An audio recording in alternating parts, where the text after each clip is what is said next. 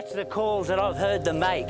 In the tropical forests of Australia, they find kangaroos with their heads ripped off. A hairy, imposing monster. That's when they saw the creature reaching over my car and shaking it from side to side. They could hear the footsteps thumping away, and then they heard them behind them. Terrorizes all who dare approach it. Something is here. Something's around us. Don't anyone move. Beware the Yowie.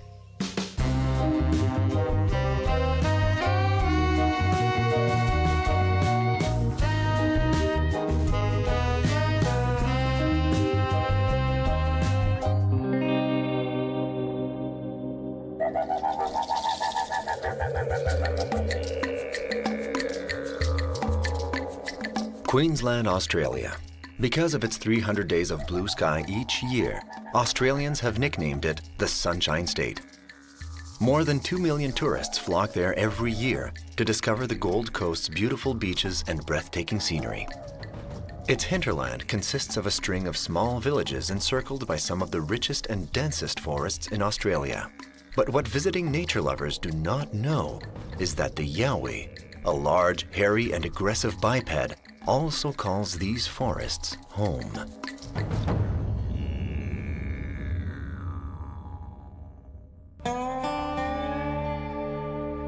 Ron Quinton understands the danger. For this native of the region, there's no doubt that these tropical forests hide the Yowie. When I was younger, we used to do a lot of motocross riding through the bush. And I'd see strange things like snapped trees and holes dug as though something was looking for water, and it wasn't, like they weren't natural, and like paths lead into nowhere.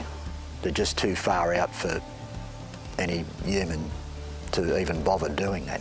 I didn't think much of it back then, and then just as years go by, you see the odd newspaper clip, oh, Yowie sighted. And then I think back to, like I said, when I was younger, when we used to go out the bush all the time and see all these snap trees, and apparently they're what they call their territorial markers. And on one excursion, Ron Quinton had an encounter he will never forget. About 6 months ago, my son and nephew, we went for a drive out to a section of track, and it was a dead end onto a little creek. There was a gully down beside me, just led into thick scrub. I could hear something moving through the gully as I was walking back to the car. We were in the middle of nowhere. Nobody was down there. You could hear this thing plain as day walking like parallel with me as I was walking back. This thing was walking. So then I waved to my son to come a bit closer, and as he was coming closer we could hear rocks banging together down in this gully. Something was bashing rocks together. It was just bang, bang. And there was birds further down the track just going ballistic. I've never heard anything like it in my life. Jumped in the car and hightailed out. Yeah, chickens. I've seen enough evidence to know that it's not human activity that's out there.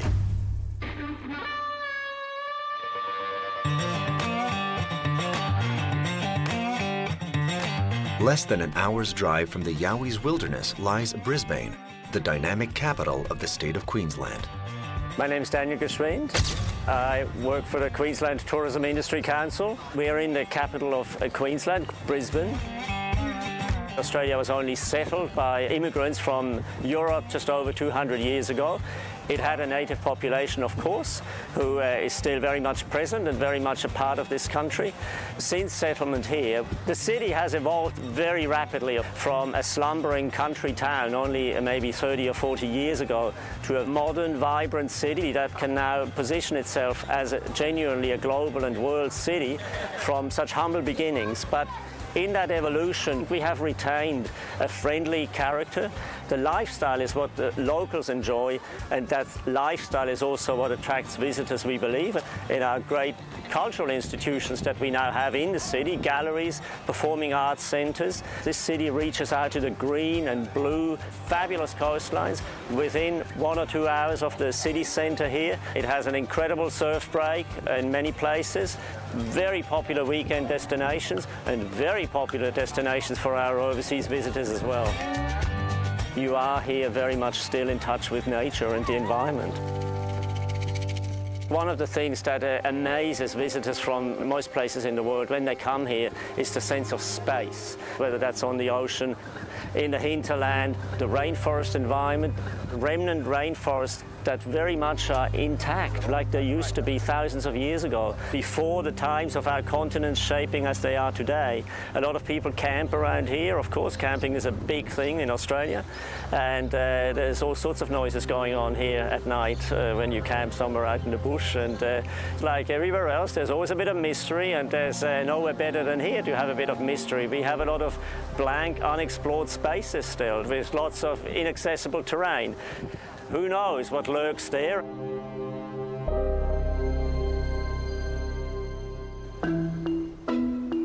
Many Australians also believe that these forests are full of mystery. And here, everyone has heard of the yowie. Oh yeah, it's been talked about for a long, long time. There's claimed to be sightings all up the east coast of Queensland. Oh well, apparently in the 70s, I think, they said that there was a yowie sighting. And I think the people that saw him only got a glimpse of him. Either he's a very fast runner or, you know, there's obviously more than one. These myths, or whether they're real or not, come from Aboriginal culture, I think. Pretty hairy sort of a man, fairly big. Do I believe in it personally? No. With stories like that back in the Aboriginal dream time, well, I think it makes it more credible. It's good to keep an open mind.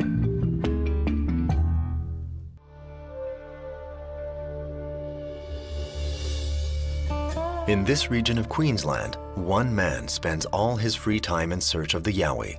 My name is Ray Doherty. I am a yowie / wildlife researcher / photographer. During the real time, I work in the corporate finance industry.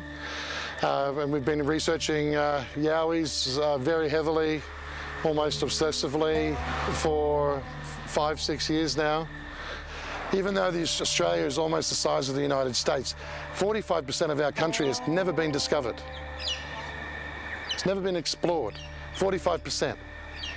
So that means there's a lot of land left where these things could easily live in seclusion. But what we're finding through witness reports and through the work of other researchers is that these things are coming closer to the city, and more people are finally being brave enough to stick their hand up and say, yes, we've had an experience or we've had an encounter with something that fits that profile.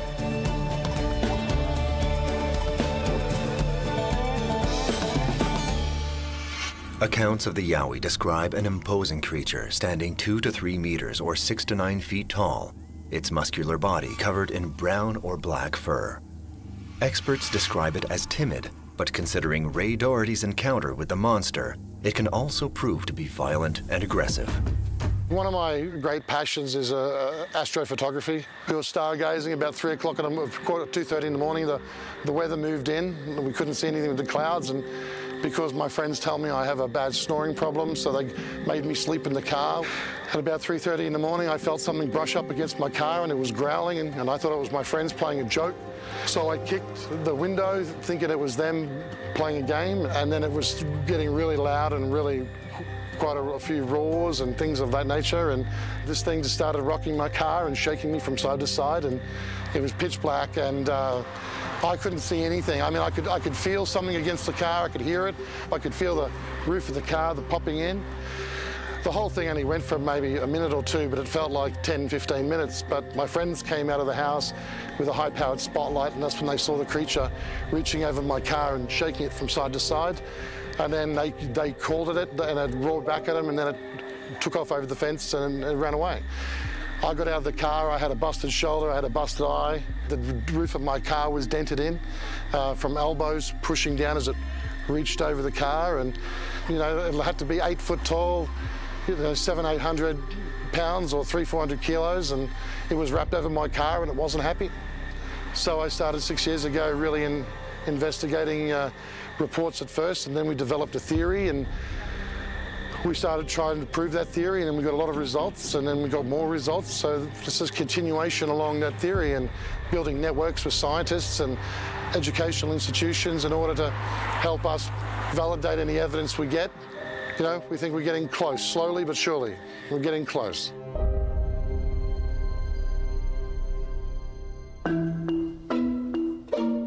As part of his research, Ray Doherty contacted the most famous Australian cryptozoologist, Gary Opit. So I'm approached by a lot of people like Ray Doherty and other researchers that have seen strange things in the forest. And so the yowie, it looks very much like the general impression of a Yeti or a Bigfoot or a Sasquatch. It looks very much like a large ape-like creature. The sightings are very similar. There's been both males and females, and the females have mammary glands, mammaries. So it tends to show that they're most likely to be a true primate. The females and young very rarely recorded, nearly always encounters with males. They act very similar to encountering gorillas in the Congo. They don't like being seen, so they seem, I would imagine, to live in very small numbers and have very large territories. But of course, we've got no physical evidence of their existence whatsoever, which makes it so interesting. It's a true mystery.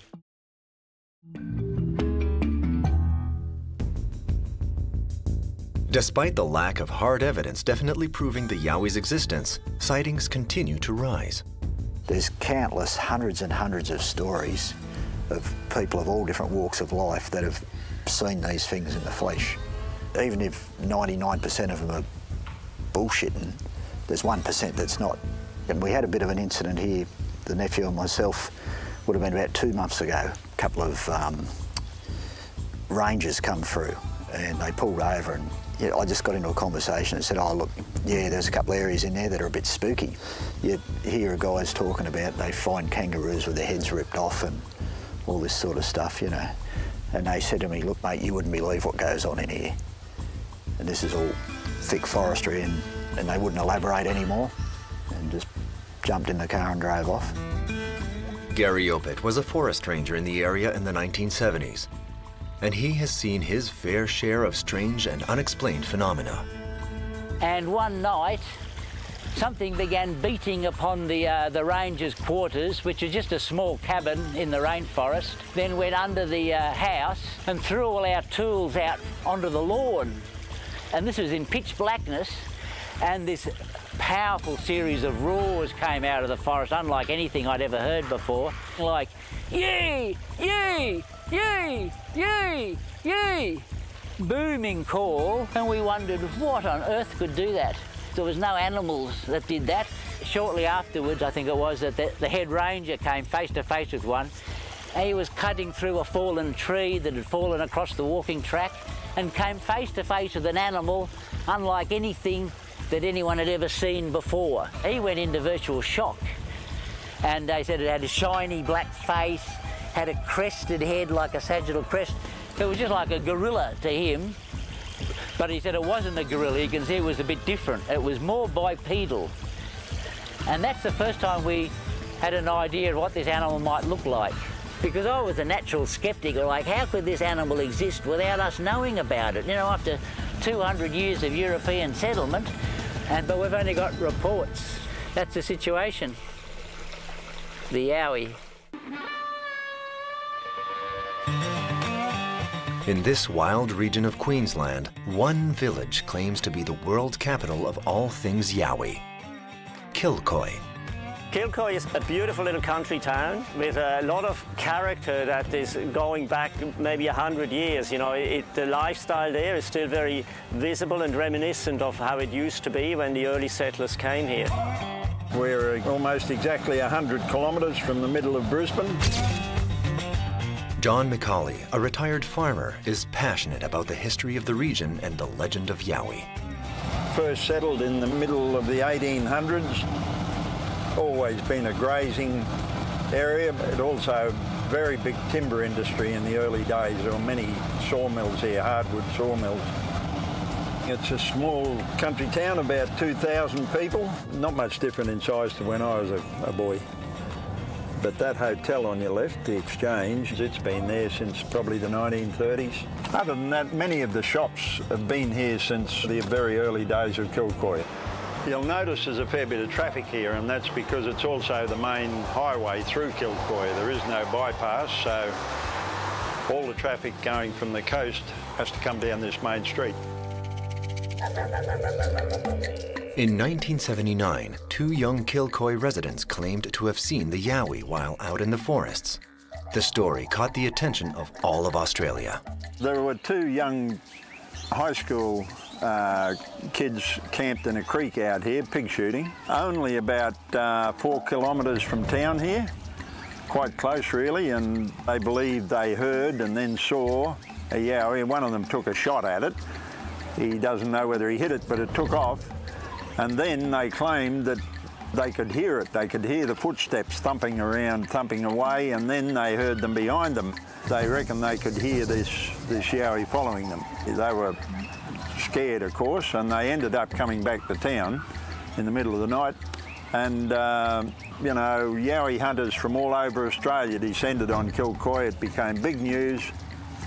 Was in all the magazines and papers and TV crews. So that's where the legend started.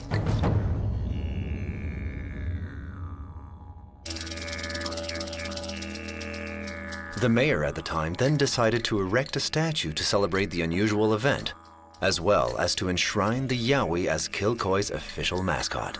It was cut out of a single tree and put up in the park in 1980 or thereabouts to work the legend for all it was worth.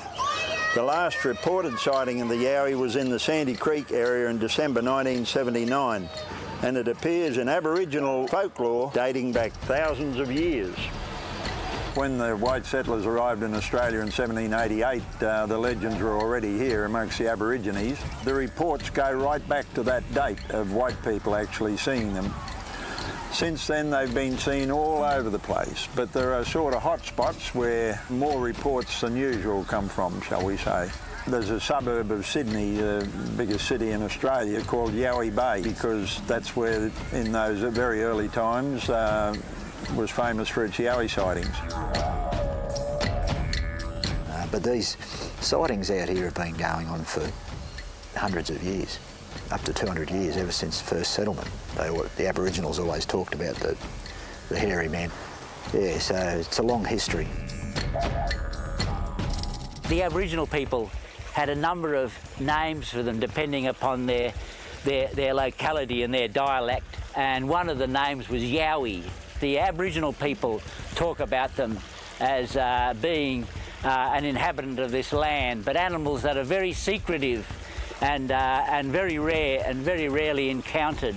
The Aboriginal people say we walked with them, they were our cousins. We didn't harm them and they didn't harm us. And they're not to be frightened of, but they can be a bit frightening. But the fact that the Aboriginal people have names for these things is evidence that they knew about something that we don't know about.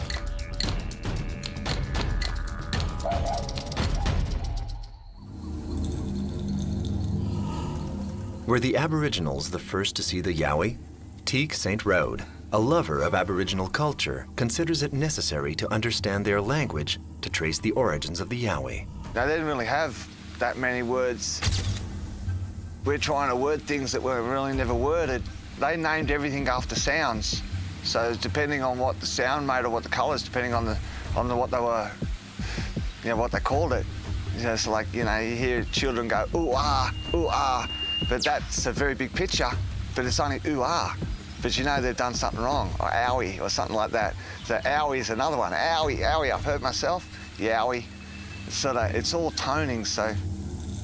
According to him, the yowie is more than just a terrifying monster. It's a spirit. Everyone's had a spiritual experience. Everyone's had an experience in the bush where they felt something, but they've never been able to see it or communicate about it. So when you get that feeling that you're out of place or doing something that's not kosher or true, you get the hair stand up in your back, and you get that, you know, some people will fall into that space where they can't move their physical bodies. It's because you're breaking law. You've stepped into an energetical area that you were moving too fast into, and it stopped you to say, hey, don't come any closer.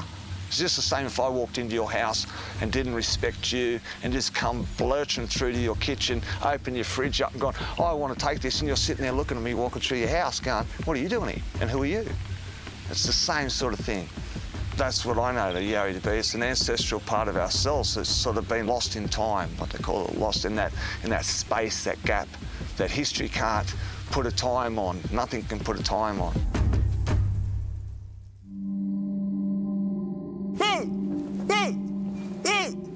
That's the calls that I've heard them make. But to Gary Opit, the yowie is a carnivore, a terrifying flesh and blood creature. So this is best of all lookouts at sunset. This is at yowie time. This is the time encounters have occurred. Queensland, in many localities, is very undisturbed. It's subtropical, and so you've got a better higher rainfall, and so you've got more abundant insects, and the animals that prey on the insects, bandicoots, and the small kangaroos called paddymellons that graze on the rainforest leaves, apparently all provide food for these yowies. They don't live in large numbers. We imagine they're only in small family groups, and we don't even know how many families there may be of them, but enough to survive and continue to increase. But of course, we don't have evidence, physical evidence, that this animal actually exists, purely anecdotal evidence. We go entirely on the stories that people tell us, but the stories are so similar. They're not telling us so that they can become famous or wealthy or anything, because most people don't believe them. It's a bizarre experience coming across some large, hairy, ape-like, yeti-like animal.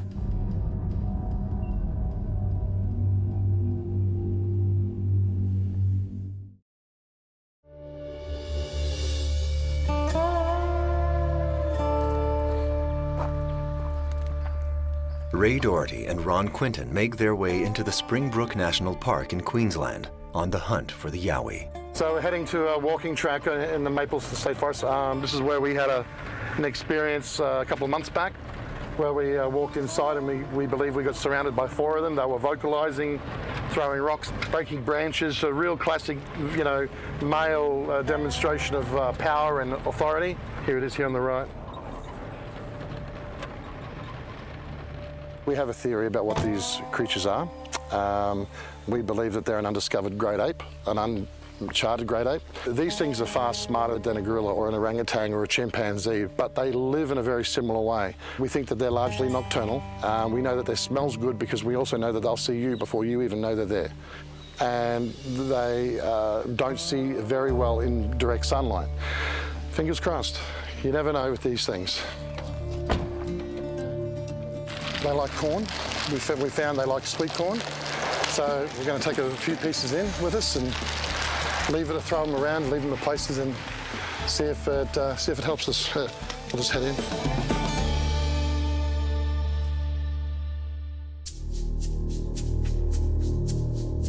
The alleged habitat of the yowie is both beautiful and potentially lethal. It's home to deadly creatures like the venomous Sydney funnel-web spider. Rural Australia is also home to 8 of the 10 most dangerous snake species in the world. This is not a place for the inexperienced. It's grown a lot more since we were here last. It's really densed out. It's probably going to favour them a lot, so we'll see how we get on.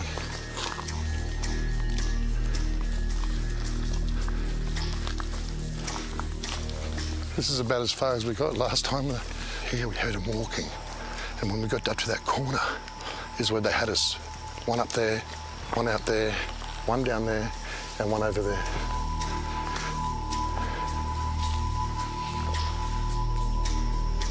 Look at this perfect rainforest canopy, man. It's just, people be walking through here unaware, and they'll just be living here, observing.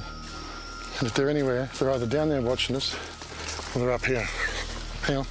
Dead up, straight up here in the middle. Yeah, I can see. You can see it? Might be something, might be nothing.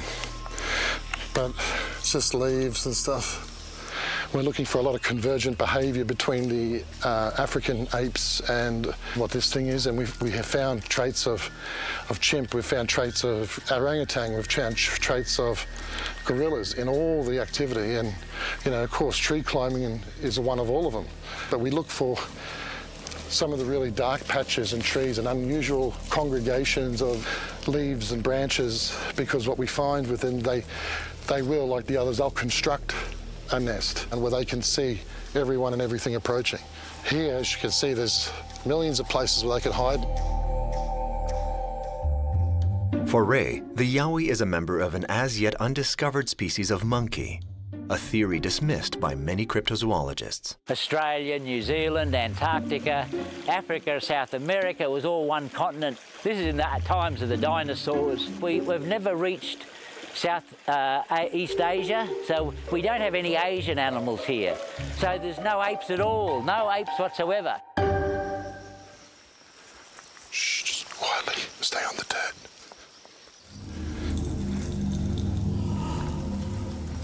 You hear that down there then? You hear that? Hang on. Shh, shh.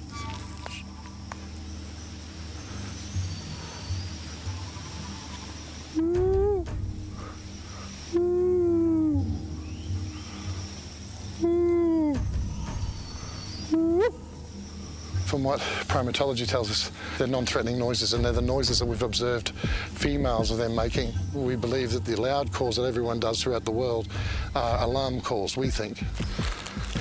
Grab a piece of corn, and hopefully if they're watching us and they see it, then they might recognise it from when we last left it here. See if anything moves towards it. So far, not luck. So if they're there, they're staying very quiet, or they're not here. So keep pushing on a little bit further, yeah?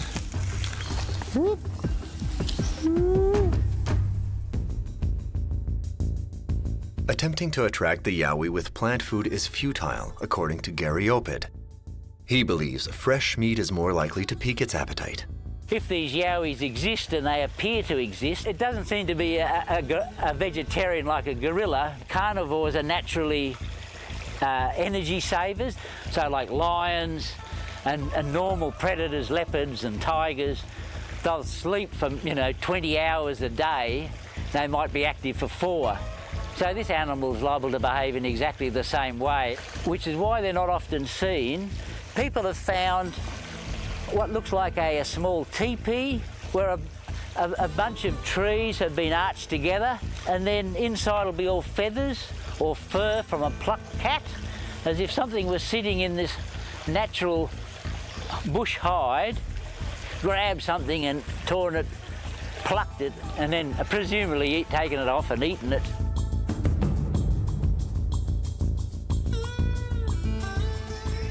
Unusual sound, you hear that? Like a cat call. Huh? I've never heard it before in my life either. I don't know what it is. It sounds like something dying. Right, something up there. It's making noises, I can hear it. Oh, it sounds like an underarm rock. Don't anyone move.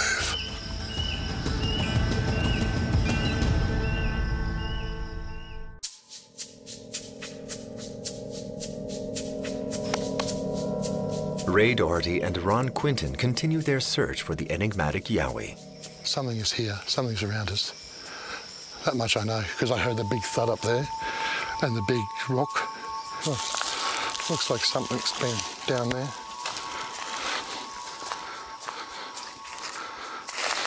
Now look at here. Somebody's snapped it off. It's covered in mud. It's been broken off and pulled out of it. And it's been used to dig. Is there any? Oh yeah, you can see something in here, impression. Something's been clawing all over. There's probably a kid while the adult dug.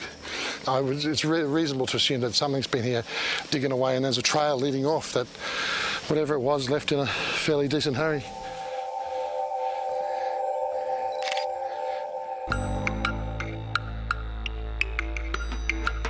But 100 kilometers or 62 miles away at the University of Brisbane, the scientist Ross Balch believes Ray and Dawn may be searching for the monster forever. I'm Ross Balch. I'm the president of the Brisbane Skeptics Society.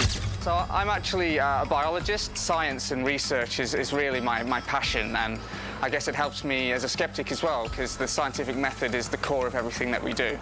I've come across things that people can't immediately explain, but I don't think I've ever come across anything that's unexplainable. Sometimes you just have to say, I don't know, but that doesn't necessarily mean that it's something weird.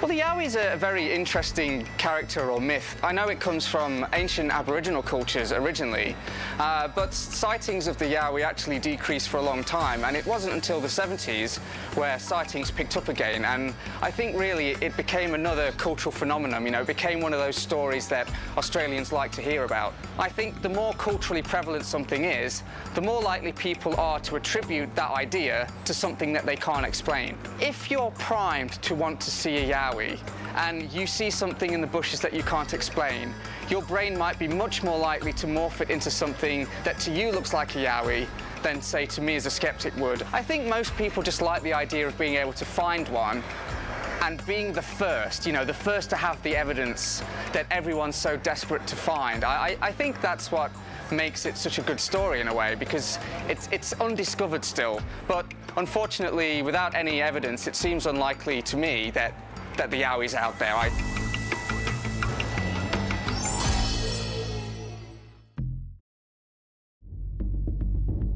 But doubts about the monster's existence aren't slowing down Ray and Dawn. They intend to continue their quest at all costs. See, look here, Ron. Look here. This could be water run. You can see here, like if it was water run, it would go straight over the edge. I don't think it's water, because water would just come over, right, and go straight down there. But this has gone on an angle on purpose. Probably a few days old, but you can see something has gone down in through there and into the ferns, deeper into that rainforest gully. This could be a human trail, but as you can see how dense the jungle and the mountains are here, I don't know why people would be walking down. So that's a sign that something's gone down there. So we'll leave a few little gifts as we go, so they don't think we're all bad in the open. So we'll head back out. And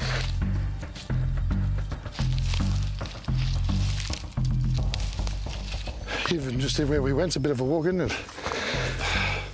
You know, we know that from previously there's a couple up on the hill and there's a couple down in the valley, and I think there were a couple watching us today. Well, did you hear those footsteps? Yeah, definitely heard a rock that landed, a big rock, boom, very close, and that rock, that was a rock, a big rock that was thrown that I heard, and I definitely think something was certainly watching us for sure. There's a couple of trails that we saw that went off the main trail. The first instance you would say rain runoff, but remember it hasn't rained up here for a few months, and that looked like it was made within the last week or two maybe, but it looked like something human size had gone down there. So if they are a basic animal but just smarter than a gorilla and everything, what are they driven by? They're driven by shelter, water, for food, and the need to reproduce. So that's how we've got to track them. I mean, I feel like there was something with us, but at the end of the day, without a visual confirmation and a good, decent vocal, who knows?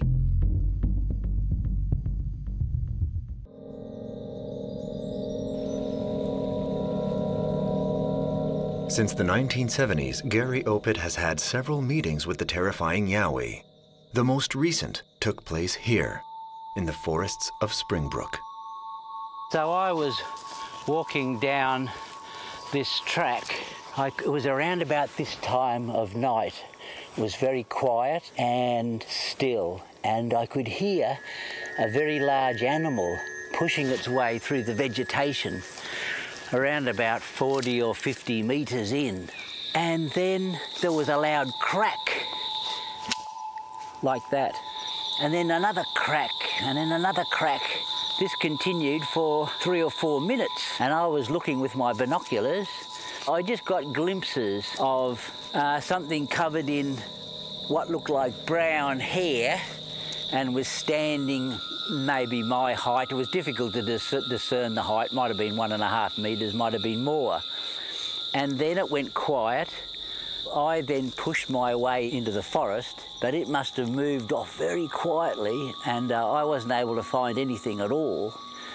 The only animal that we know of that was so large and could sneak away without making a sound, of course, is the yowie. But for Ross Balch, Gary Opit's experiences have a very simple explanation. I think humans have a nature of humanizing things that they see. There's a psychological effect called pareidolia, and pareidolia is the process by which the brain essentially takes things which are random and assigns meaning to them. And the human brain's very good at morphing things you can't quite distinguish into very human-looking creatures. And it seems to me it's much more likely to be a possum based on the behavior of the creature than a yowie, for instance. You know, a possum is a branch dweller, and it could look like the head of a bigger creature when in fact it's just a smaller creature at a height which seems like it's the correct place for something else. If you saw that out of the corner of your eye, the rustle of the bushes, you might easily mistake that for a very human-like creature. One theory posits that the yowie is a descendant of the Neanderthals. Darwin's theory of evolution was only a theory, a common, widely accepted theory, but there also is the missing link. Maybe these things are it. So the yowie, it looks very much like a large ape-like creature. It's almost like a Neanderthal, like a hairy Neanderthal. And we believe that they came here through the two ice ages when the water levels of the Torres Strait were so low you could almost walk across. Another hypothesis suggests that the yowie is a survivor of the era of the Australian megafauna, which dates from 20 to 50,000 years ago. It could be one of our prehistoric marsupials. Australia wasn't covered in snow. Australia was a tropical rainforest that was in drought, and during that time we had a thing called megafauna, which was basically supersized plants, animals. We had giant koalas that were as big as hippopotamuses and rhinoceroses. Marsupials today that are the size of a cat, that were as big as a car. There are some Aboriginal cave paintings of these animals, and we know these animals from their fossils, from their skeletons found in caves. You have these megafaunas, and if this creature is a remnant of that, you can try to understand them and study them more. No one really is sure because we don't have any physical evidence that they actually exist.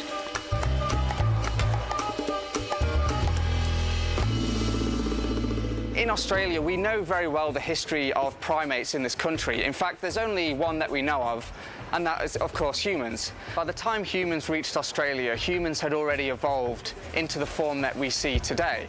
And of course, the Aboriginal people have been here for a long time.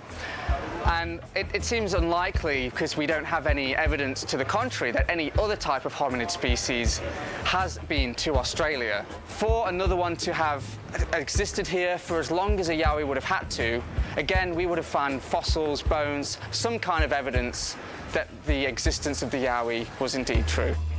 They leave almost no impression of themselves, occasional footprints, and they look like very large human footprints, very primate-like. The yowie itself isn't amazingly far-fetched in terms of the physiology. You know, you only have to look at some of the early humans, the way that they had a lot of hair, but the stance of the yowie doesn't make as much sense. Early hominids were very crouched, they weren't as upright as humans, and looking at the size of its feet, you know, based on the cast that people say they have. I have with me an actual footprint of the yowie, and you can see by my hand, quite an amazing animal. You know, that evidence doesn't correlate with the other characteristics which it would have to have, unfortunately. So it doesn't make much sense biologically, that the body plan doesn't really make much sense. And that's another reason why I find it hard to believe that the yowie is out there somewhere. It's not as if you've only had one report from one person. I get other photographs and reports from other people. I've had drawings that people have done for me of what they've seen, and it's always the same animal. An anecdote is interesting, and it's certainly a basis for more study, but an anecdote isn't evidence. Mostly people get the shock of their life, and it makes a major impact on them because suddenly they've encountered something that they never imagined existed. But a story is just a story until it's confirmed by something that can't be morphed and shaped and changed over successive iterations of remembering something.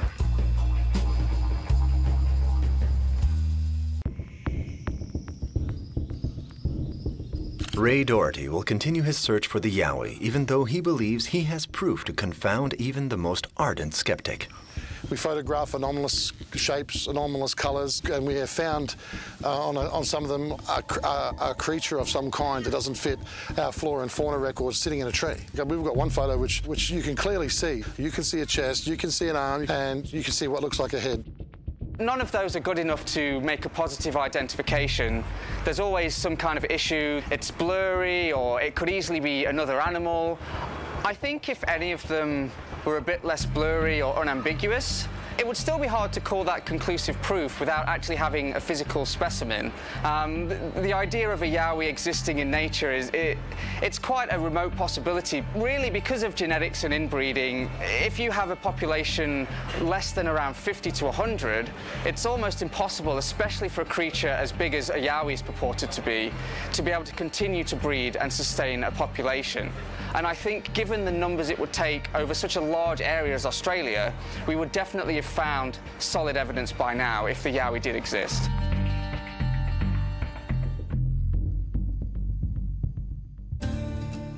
Still, a majority of Australians doubt that a real monster wanders freely in their tropical forests. See the little boy? But the legend amuses people and has become part of the local folklore. It's the local football team of the Yowies, and they play on the Yowie fields over here. That scares the opposition. The town and the council and tourism and rode on the legend of the Yowie, I guess. And where we're sitting now is Yowie Park. They hold the markets here every couple of weeks. Well, as you can see, people bring their wares along, some of them homemade, everything around the place. You can buy Yowie bread and Yowie burgers and Yowie everything. Yowie Coffee was established back in 2005. It's a good spot. I just wanted to get out of the hustle and bustle of Brisbane, you know, and what better place than Kilcoy here in Queensland to do that. Kilcoy is almost the capital of the Yowie country, I believe. Something that tourists are attracted to, you know. Some of them even come out here to look for the Yowie. And whether you believe it or not, you know, it's a great story.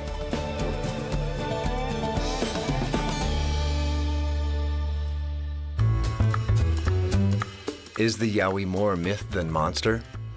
There are still those who want to believe. I think there's some type of off-breed of the gorilla, personally, but like, I don't know. A lot of people think they're supernatural. They just appear and disappear. Yeah, oh, you know them, you know when they're there. The hairs stand up on your back, man. It's a truly wonderful thing because we may have an unknown animal. You know, and they're not nuts, these people. They're seeing something, and it's not just a shadow in the bush. Well, I've seen one several times, but I hope to see one close up and try to build a relationship with something that's not human or partly human. We know it is partly human. I mean, it could be an Australian man, Homo australiensis. You can go so far with belief and faith and trust, I guess, but a bit of physical evidence. A handful of hair would be good. Everyone's fascinated by the past. We all wish we could have a time machine. If the Yowie was out there, it would almost be as good as having one. It would tell us something about where we've come from and also possibly where we're going. And until we actually get one in the flesh, I don't think anyone's going to know. Now, you don't believe in them. I'll take you up there and leave you in the scrub at night on your own and see if you don't believe in the morning.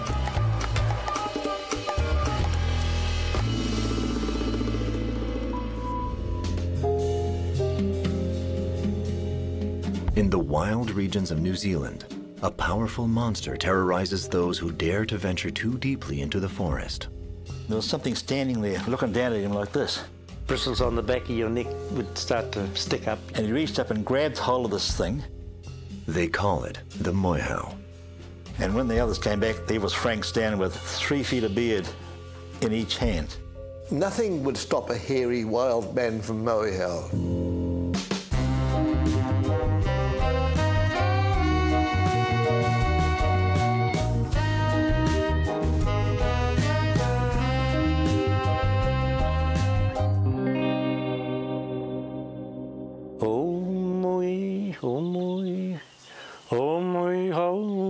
mountain so tall and so proud.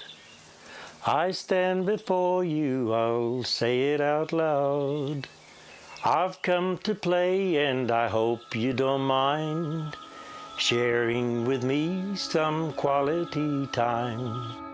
This song is still heard in rural New Zealand. It's about the moihau, nicknamed the Hairy Man.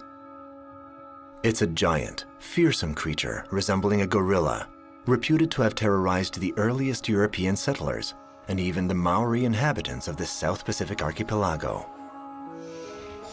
It's on the beautiful Coromandel Peninsula that the most moihau sightings have occurred, a region of unparalleled natural beauty and a paradise for outdoor enthusiasts.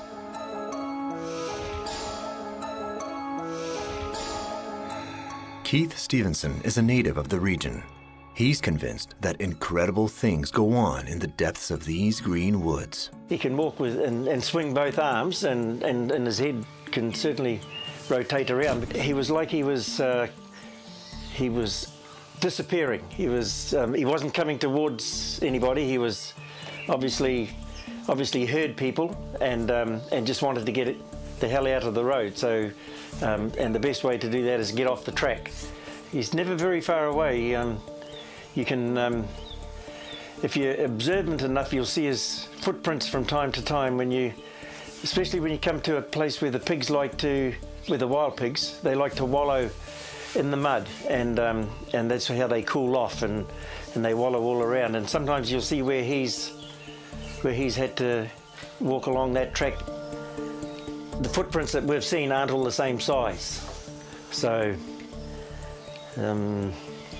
that tells me that he's not up there on his own.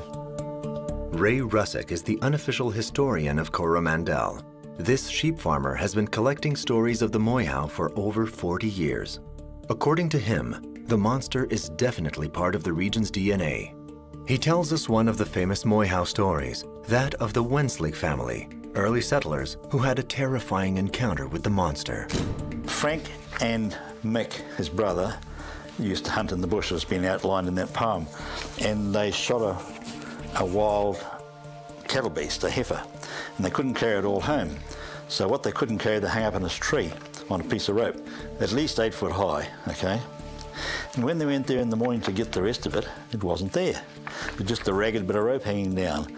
All the claw marks on the trees where this thing had climbed up and grabbed this beast and pulled it down, and all claw marks on the ground, and the meat had gone. 2 hours from Coromandel lies Auckland, New Zealand's dynamic metropolis. Surrounded by extinct volcanoes and immaculately preserved beaches, Auckland is an ideal blend of nature and urban living. Of course, on these streets no one fears the moihau, but the legend of this mythical creature has managed to capture the imaginations of certain authors. One such writer is Nicola McCloy. She devoted a book to the mysteries of New Zealand. One chapter focuses on the enigmatic moihau. I think that when a friend of mine told me about this story, I'm just like, I didn't know about this. This is great.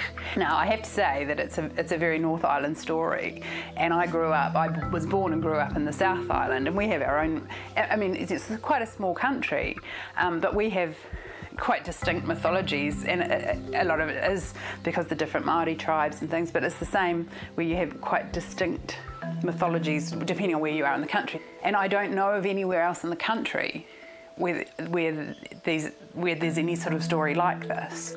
I think the other thing that I liked about it was that there were reports from the 1960s and 1970s, and so I kind of liked the idea that whatever the story was, that there was enough in it and there was enough that kept people interested, that they were still talking about it, that people were still kind of conscious of the story when they went out into the bush, you know, so that there's this sustained tale telling over what is effectively half of the European history of New Zealand. You know, there's 100 years worth of stories, or 150 years worth of stories, which is interesting to me because I think it seems so unlikely, the possibility that there's a creature there that's the equivalent of a Yeti or a Sasquatch or something like that. I've never seen him, I've never heard him, but he must be there. A chain of mountains nearly untouched by human activity crown the beautiful Coromandel Peninsula. This is one of the regions with the greatest biodiversity on the planet. The highest mountain, whose summit is 892 meters or 2,925 feet high, is called the Moihau. It's here that the terrifying creature is thought to make its home. The Moihau man name comes from Mount Moihau, which is the highest point on the peninsula, which is actually quite far north, but there have been reported sightings sort of all over the peninsula. And I guess the geography there is part of what feeds into that mythology, because a lot of it is still in quite dense native bush. It's a sacred place to a lot of us. It's Papatuanuku is Mother Earth. And of course, on Mother Earth, there's lots of sacred places. For us in Coromandel, to me, Moihau would be one of the more sacred places on the Coromandel Peninsula. And I think that would apply to most people who live in Coromandel and have lived here for a long time. Would all have that respect of it being a sacred place. Yeah. So it's spiritual, and so we respect that. So. It's quite inaccessible, and you can drive around the edges of the peninsula, but getting into the hinterland is pretty tough. So it's pretty rugged country. And there's some very unhospitable parts up there that people wouldn't even attempt to go to. It's probably too steep, too dangerous, and there are sometimes some places in the bush that you just don't even want to go there. You know yourself, you won't. No, it's not for me. I think I'll go back the other way, or I think you would know if you were in the sacred area. The bristles on the back of your neck would start to stick up. You'd feel that you shouldn't be here. Yeah, it's like that. The Moihau is described as a cross between a gorilla and a man, standing up to 3 meters or 10 feet tall with a black or dark brown coat of fur. It is incredibly strong and responds aggressively to human presence. It feeds mainly on wild pigs. Definitely something that's, a little bit, oversized human, walking quite tall, but a little bit hunched. Very unusual footsteps, very big. Only three toes, big toes in the front on each foot, and just a small one out the side. The descriptions really change. The only thing that's consistent is that it's within the Coromandel region and that it's this ape-like creature. Unlike Sasquatch and Bigfoot, monsters for which there are hundreds of testimonies, the Moihau is very discreet. Nicola McCloy has studied the few modern testimonials from people claiming to have seen the monster. In 1969, there was a sighting, a woman called Vera Marshall, who believed that she'd seen the Moihau man. She was out walking in the bush and believed that in the distance she'd seen a large gorilla-like creature, and she described it as being gorilla-like. And when she got back, she reported what she'd seen to various people, and with, I think some believed her, some didn't. The main description that exists now was that she said it was a gorilla-like creature and that she'd seen it off in the distance. But it was quite clear that it was the size and shape of a gorilla. But how has so discreet a monster managed to play such a large role in New Zealander folklore? The answer lies in a strong oral tradition typical of the Coromandel region. Kiwis are great storytellers, and I think it goes right back, part of it is our Māori history, our Indigenous history, is that it was, until really the Europeans arrived, it wasn't a written language. So it was always in the oral tradition. So stories were handed down generation to generation. There's another story which I've heard several times about, I'm not sure where this was, somewhere down the Moihau, I think, where there was Frank and Mick and a couple of other bushmen. They're felling bush for somebody down there. A lot of our settlers were Irish and Scots, so they had that real Celtic thing where they loved a good yarn. In the middle of the night, they had 2 bunks on one side, 2 bunks on the other side, and old Frank was in the bottom bunk on one side, and he woke up in the middle of the night, and there was a bit of moonlight coming through the doorway, and there was something standing there looking down at him like this. And he let out a yell, and he reached up and grabbed hold of this thing to wrestle it, to whatever it was. The others got a hell of a fright. They charged out through the door and were gone into the bush.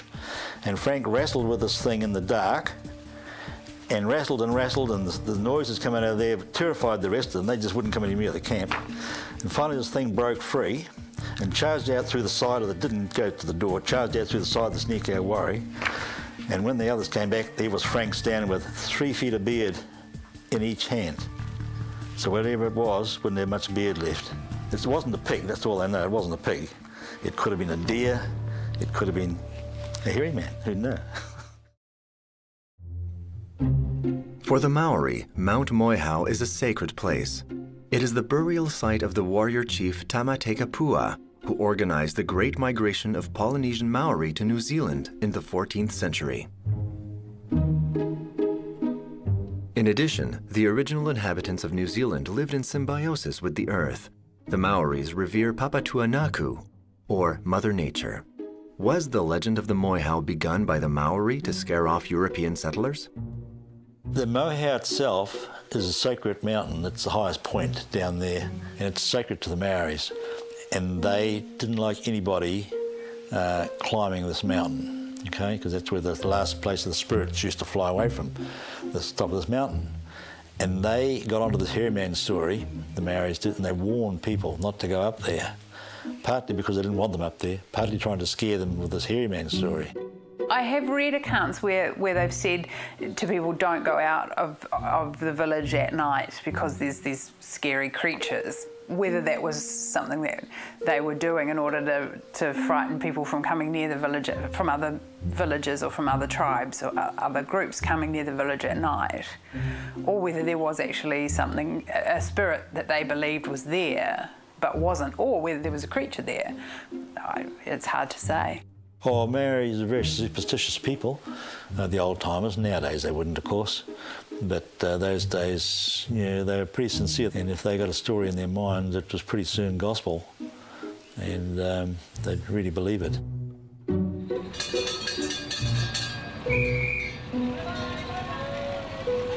Normally, Mount Moihau and its surroundings are rough going for tourists, but one man was determined to explore it.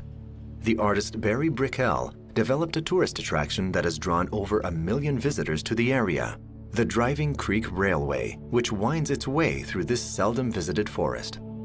Having lived in the middle of Auckland City for all my young days, I wanted to move out into the country. I came to Coromandel in 1961 as a school teacher, but I did not like school teaching at all. I hated it. And because I already knew how to make pottery, I started to be a full-time potter, made my living from that ever since.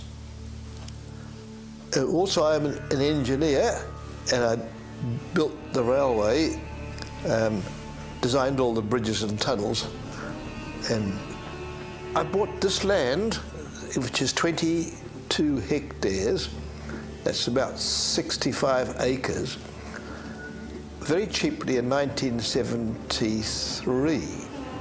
And I knew very well that if I built an interesting narrow gauge mountain railway on my land, it would attract a lot of tourists.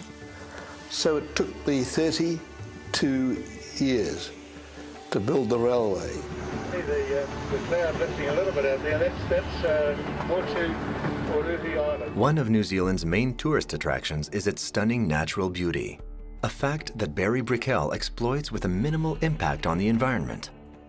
It must be said that New Zealand's flora and fauna are exceptional. Each native species is unique to the archipelago, a peculiarity that adds to the aura of mystery surrounding these wild forests where humans rarely set foot. You see, New Zealand didn't have mammals before Europeans and Maoris arrived. It was a land of birds, insects, and frogs and reptiles. There were no mammals in New Zealand. It's the only country of any size in the whole world where there are none at all, because we've been separated from the rest of the world for very, very long, millions of years. New Zealand broke off from the Greater Gondwana land really early. We have some quite spectacular, you know, spiders and butterflies and things, but we have absolutely no native mammals. So the idea, I think people kind of like the idea that there might be, you know, this weird kind of hominid creature out in the hills there. I think a lot of the fascination is around the fact that because we don't have native mammals, that we really kind of, you know, we're kind of like, oh, it'd be kind of good to have those. So that might be part of what drives the mythology as well. In the late 18th century, European settlers brought large mammals to New Zealand, upsetting the delicate balance of its ecosystem. But if species totally foreign to the island can survive and even thrive there, could a large, gorilla-like monster do the same? After all, New Zealand's biodiversity has become a kind of laboratory, an ecosystem shaped by human intervention. When Maori, to a small extent, and Europeans to a large extent, introduced furry mammals. They brought sheep and cattle for meat and for milk. They brought with them sort of deer and a lot of animals that we now farm. Possums, cats, pigs, such a huge variety. And then there were animals that were inadvertently introduced, like shipboard rats, mice, things like that you think, you know, what a great opportunity to have. You've got this island nation where you can stop things like this from being introduced. Didn't happen. They just ate everything they could find, because the birds didn't, half the birds in this country could not fly. They didn't have to fly. And so they just got eaten and almost destroyed, almost to extinction. And that's what happened, you see. That's why we built a wildlife sanctuary here, to save whatever there is left. The fence is to stop imported mammalian animals getting in and destroying the rare wildlife we have here. Do all these barricades protect Barry Brickell from the moihau? Nothing would stop a hairy wild man from moihau, because he's magic. He can go through any fence. A hairy wild man of moihau can even walk through a concrete wall. Because it's a mythical figure, we don't have to worry about it. The spread of the moihau legend is closely linked to the Coromandel Peninsula's 19th century mining boom. At that time, this area was totally unexplored. Everything remained to be discovered, especially the mysteries of this dense forest. The mining was a really, really colourful period in New Zealand's history, and it was a really key period. I think it brought a lot of money into the country. You know, brought a lot of money into the country when gold was sold. There was a lot of wealth that came from it. So it really it was, in a lot of ways, the backbone of the establishment of kind of New Zealand as we know it now. You know, the establishment of various cities. It was the miners who propagated the moihau legend, with stories of the terrifying hairy man dominating campfire conversation. But perhaps some of these immigrant workers had a personal stake in keeping certain areas of the wilderness off limits to others, areas that might be rich in gold or minerals. On the whole, they were pretty rough and ready sort of characters who probably, they worked hard and they played hard. When they earned their money, they liked to drink and they liked to tell stories. The stories that I've read, particularly the reports in the 1870s, around the gold mining times, the 1860s and 1870s, it's always been quite threatening, quite scary kind of creature. And that could be down to people trying to protect their gold claims.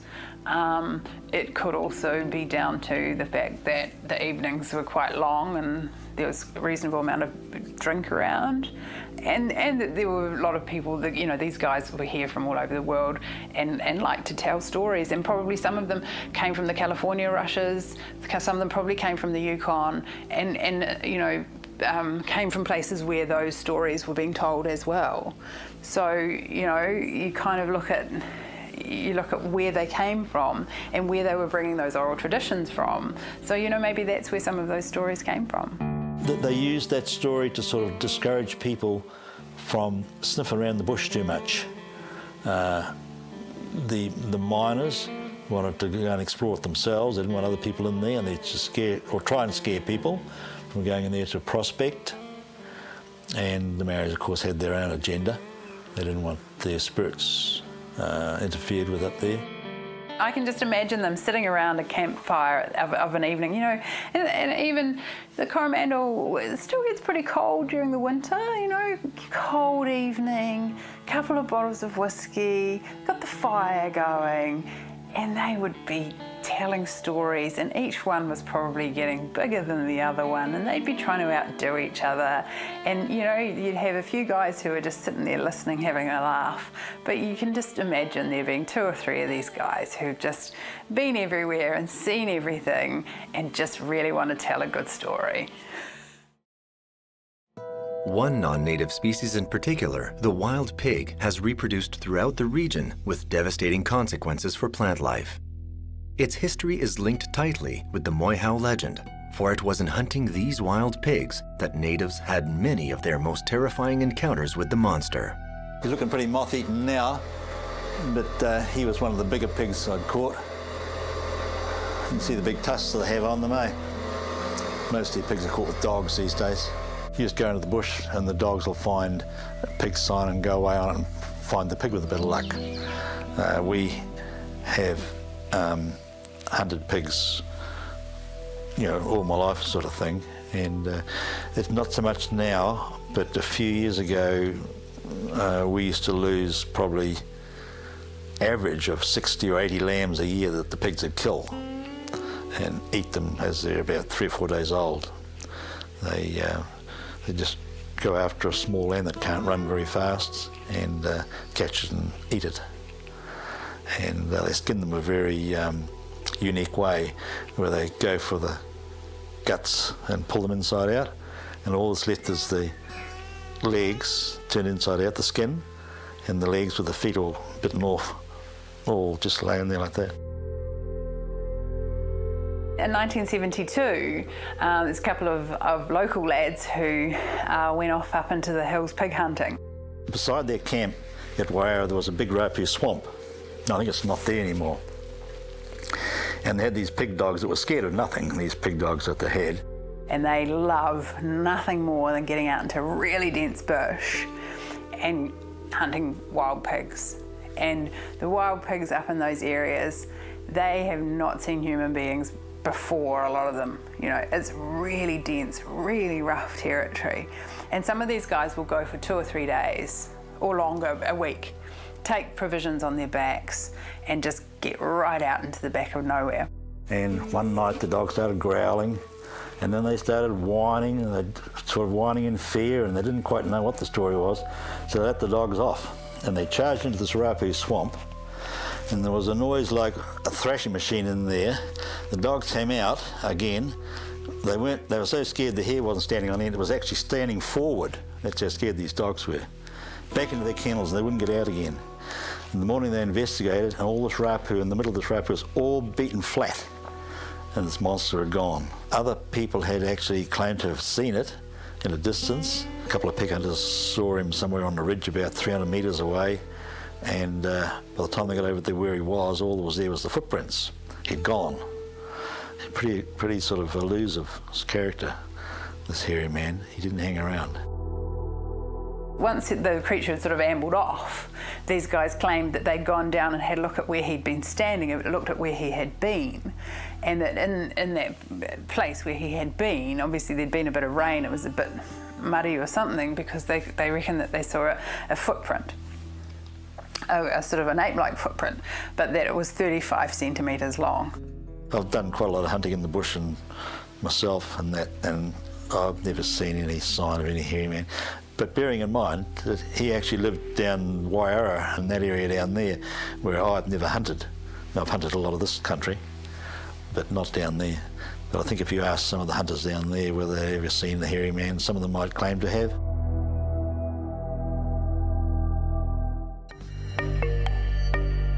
One man knows the Coromandel region better than anyone.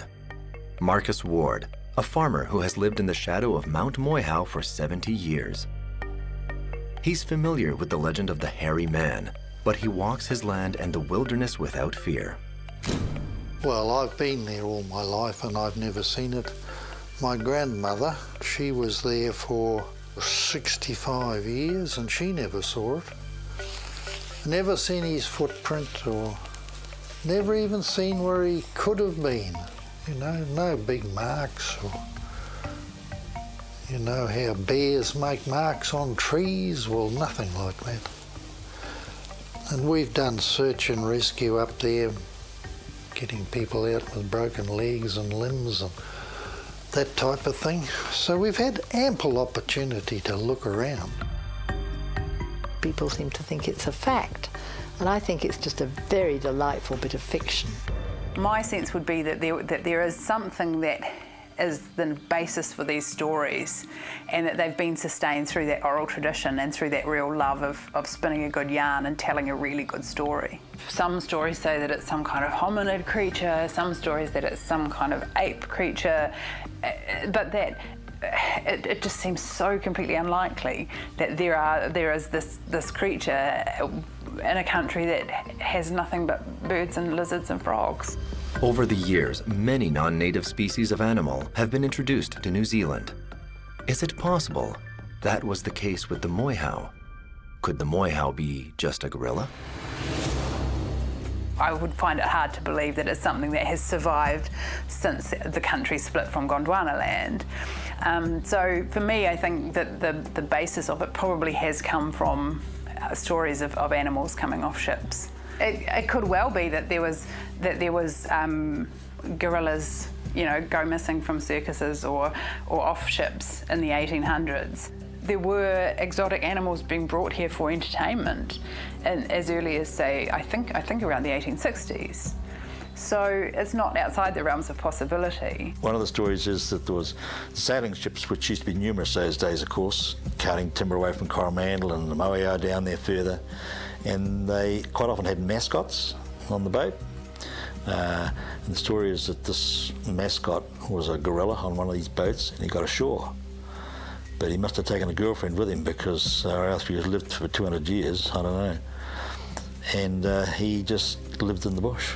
If it was, say, two animals in the 1870s, you would think that by now, and there's still sightings in 1969, 1972, you would think that by now there would be a reasonably large community. So I find it hard to believe that they're still in existence today. But that's not to say that there wasn't something that out there that had maybe come off a boat from the traders in the 1860s, 1870s. It would have to be at least one male, one female, or a pregnant female, and then you're going to have breeding issues. But that there would be a significant population by now, if indeed it still existed. And I think if there was a significant population by now, then perhaps there would be more regular sightings. It's possible that alcohol loosened the tongues of travelers to the Coromandel region, people eager to frighten and entertain one another with stories.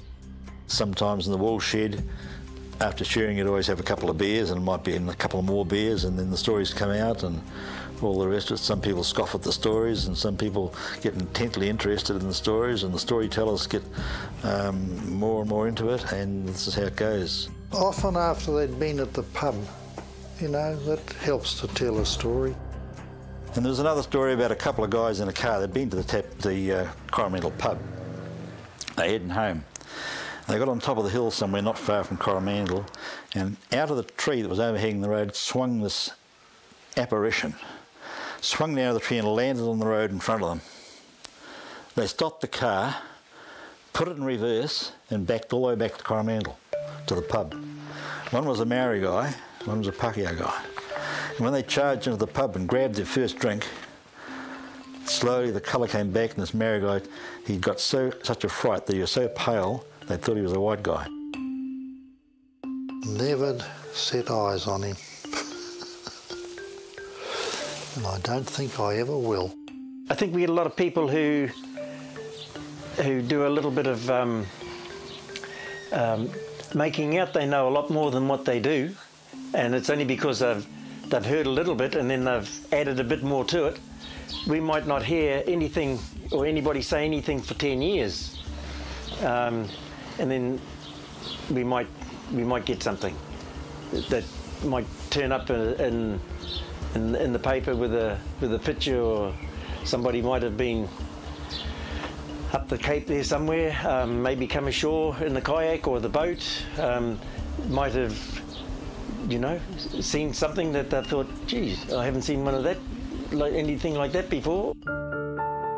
But always there are those with a keen interest in the monster, and irregular forest goers continue to collect clues and strange sightings that revive interest in the legend. There's stories about how they found him, evidence of him living in caves and all the rest of it, and bones and things there. We think we come across somewhere where he was staying one time in one of the caves. There was quite a lot of excrement at one end of the cave, and it certainly wasn't normal human. Stuff off he would have been eating. Maybe he might have cooked up a couple of possums or had a bit of wild pork, or who knows, but there were certainly bones. So, and we found more than one spot, and the footprints, but no sighting.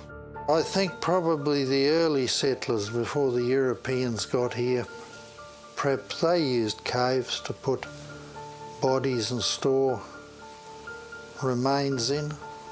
That'd be what that person saw. I think it's a lovely story, but I have a feeling it's just a very good legend. And it causes a lot of interest. You know, we like to talk about it or laugh about it. But I do have my doubts. Marcus Ward and his wife, farmers who've lived in the area for a long time, do not fear the moihau. On the contrary, they think the monster legend makes for a great children's story. Anne Ward even wrote one for her grandchildren. You can drive the book. Once upon a time there lived two boys, and they lived with their parents at Moihau on the Coromandel Peninsula. One day, Simon and John decided to go on a really big adventure. They were going to hunt for the ugly Moihau monster. In the middle of the night, there was a noise. The noise sounded like footsteps coming closer and closer to the hut. Then they heard a second sound. It was not frightening. It sounded like someone crying. I'm lost, said the monster. I've just come in out of the cold. I'm really friendly. We won't eat you if you won't eat us, said Simon in his big daddy voice. Really, he was not scary, like the people thought, but a very kind and gentle monster. That's a good little story for little children. Anne's read it at the play school and the little kiddies love it.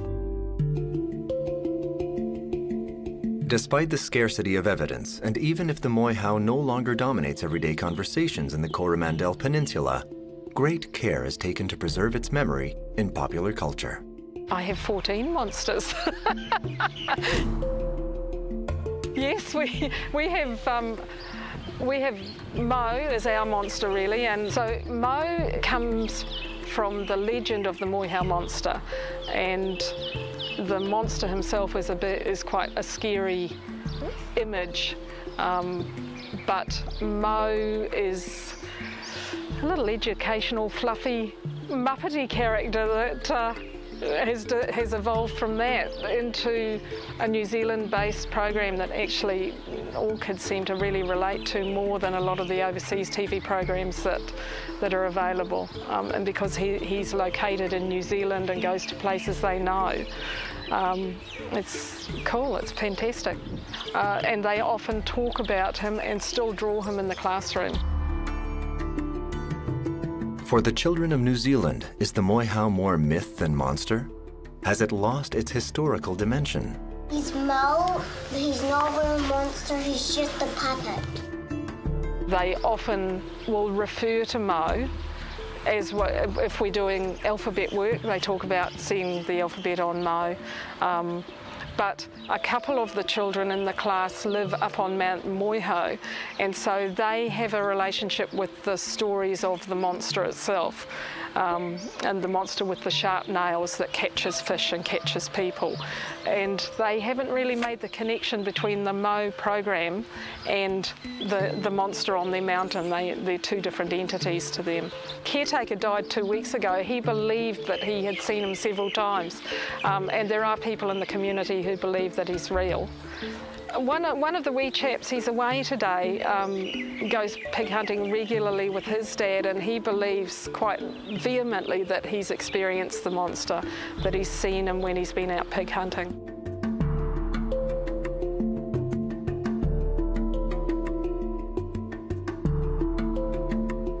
They become more aware of it, I think, as they get out into the bush. A lot of the children start going pig hunting with their fathers when they're 7, 8, and that's really when the stories start to surface. Yeah, so the shadowy creatures that follow them. I know that being in the bush can be scary, and you could imagine a monster out there.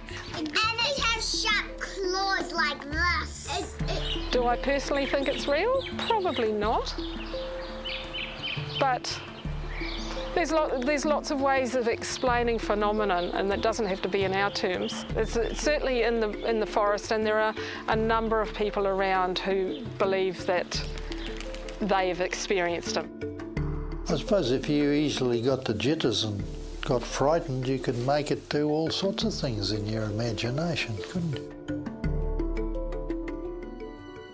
For her part, Nicola McCloy, author of the book on the mysteries of New Zealand, considers herself a moderate skeptic, but she believes the moihau to be more than just a fable. In this country, we have had birds that have been declared extinct. There's a bird called takahe in Fiordland, and it was declared extinct for years. Everyone was like, nah, that's it, there are no more. And Geoffrey Orwell went off into Fiordland and discovered a population of takahe. So, you know, even though it seems like a small country, you never can categorically say that's not there. I think that the weight of evidence would suggest that it's not, purely because the chances of an early hominid surviving the split from Gondwana land when there is no other mammal life here, unlikely.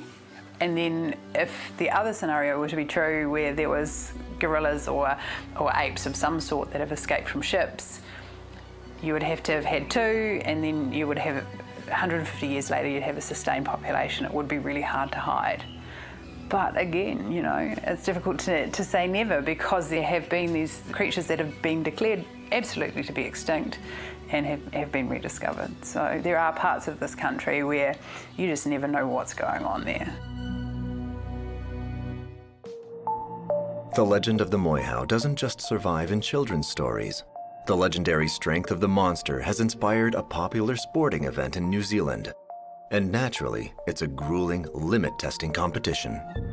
For years they had a multi-sport race down on the Coromandel, so I think it was a kayak bike run race. You know, really tough race, which was actually called the Moihau Man. So the person that won it was the Moihau Man for the year. So, you know, it is quite anchored in the mythology of the area, yeah.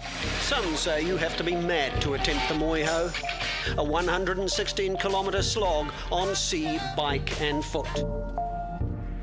Keith Stevenson, a moihau fanatic, is one of the organizers of this race.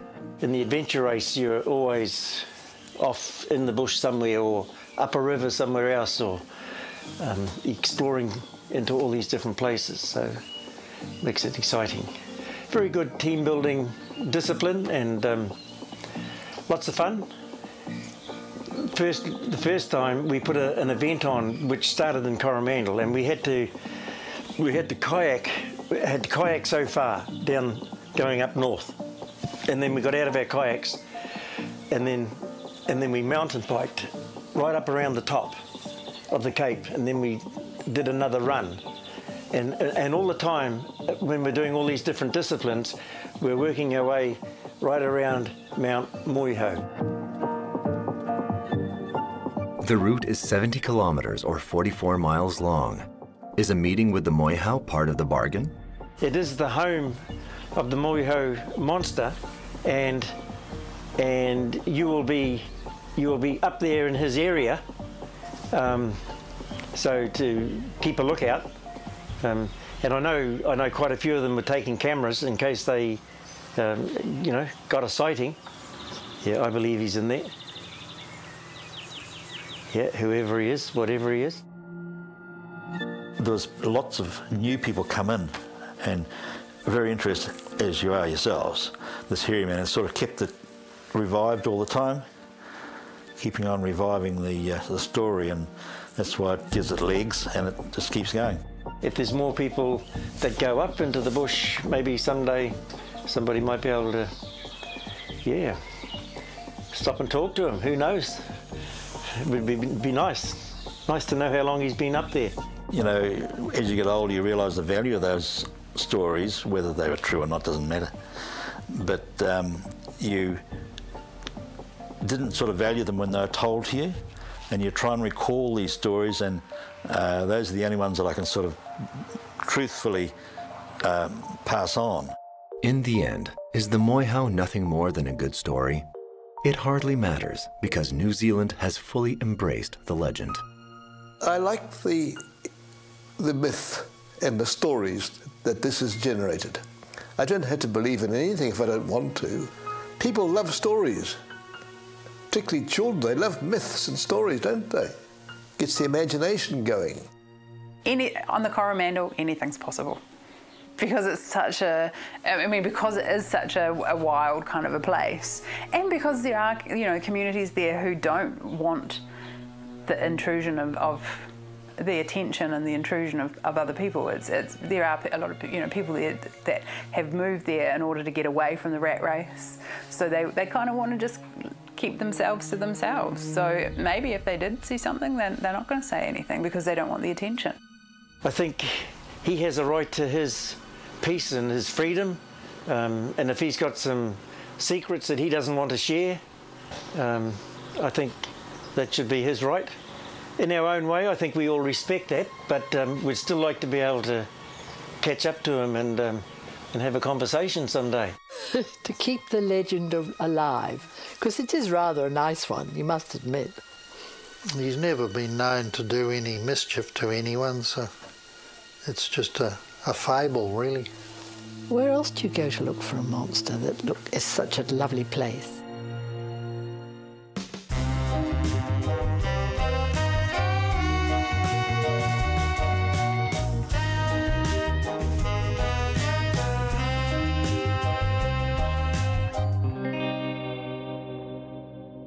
A territory of sea and mountains, North Carolina has been described by early explorers as the most beautiful land under heaven. But this coastal U.S. state hides its finest treasure inland, one shaped not by the forces of nature, but by the hand of man, Lake Norman. Located close to the capital city of Charlotte, Lake Norman is so large that it qualifies as an inland sea. Covering an area of 132 square kilometers or 51 square miles and extending over 55 kilometers or 34 miles in length, it has become a paradise for anglers and boating enthusiasts. We have national fish tournaments that people come from all around. So there are a lot of fishermen that come to Lake Norman for sport fishing. You can rent boats, you can sail, you can rent houses or cabins on the lake. We also have the Catawba Queen. They have two boats out there, the Lady of the Lake and the Catawba Queen, on which you can take a luncheon cruise or you can take a dinner cruise. Lake Norman was created following the construction of a hydroelectric dam on the Catawba River in the 1960s. Its water is used to cool the reactors of a nearby nuclear power plant. But this lake is talked about for other reasons. It is said that its dark waters and jagged contours hide a mysterious creature, an as yet unidentified species of animal. one that is shy and mishappen. They said it was large, whale-like, dolphin-like, that just sort of reached the water, had a trail for a few minutes, and then went back down again. There's stories of people being dragged underwater by a creature in this lake. Of a long lizard type thing with lots of teeth and 4 small legs seems to be the common description of him. I've heard people talk about witnessing strange movement in the water and maybe a wake following something that was partially seen, partially unseen. It had, to me, an alligator head with a snake body with 2 fins on the side with claws coming off those fins. That's what I saw.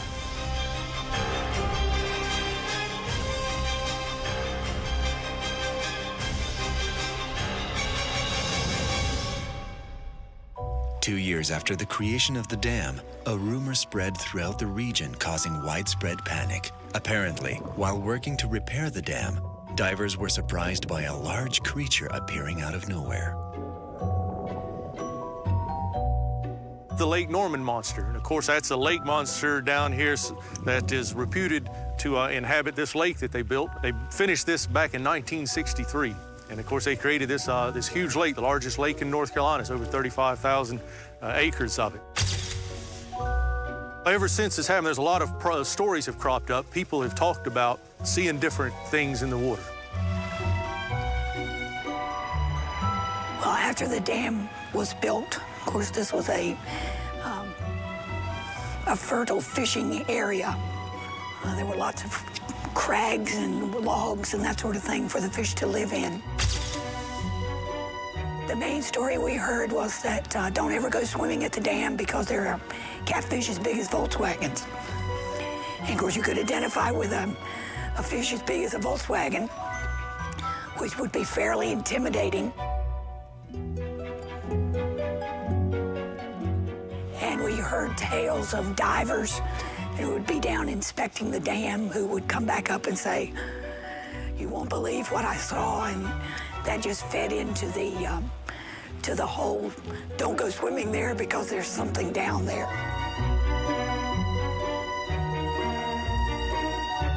And of course, the tales of the Lake Norman monster, Normie. There have been various sightings of Normie, and some to be believed, some perhaps not.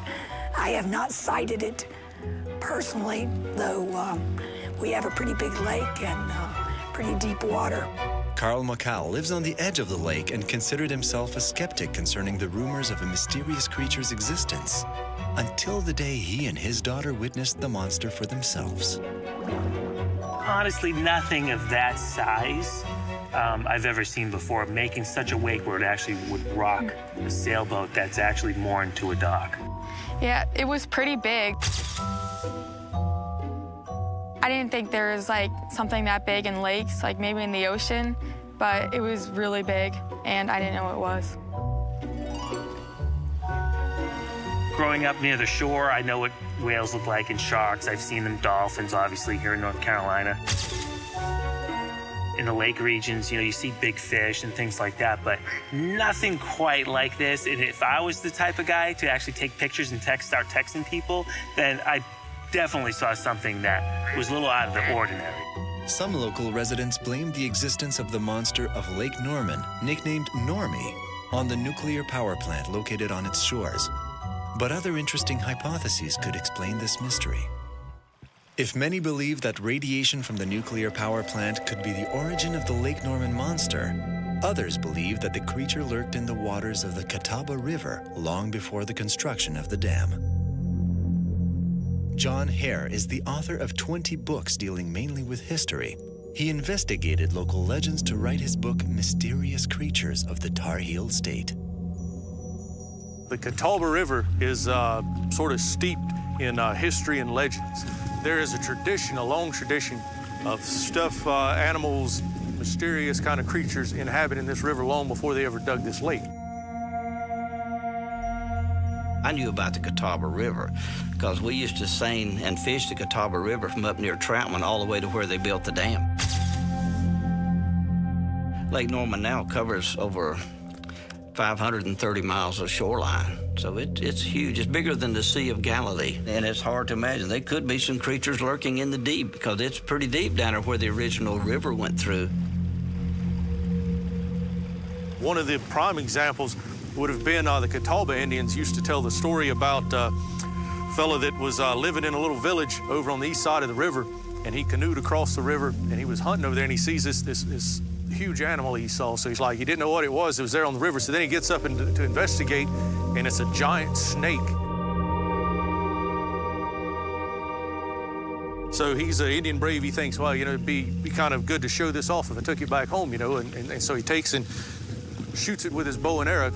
Well, it hits and it didn't kill, it just bounced off. But what it did was it made this animal mad, so the creature let go of what it was attacking and killed the Indian, killed the brave.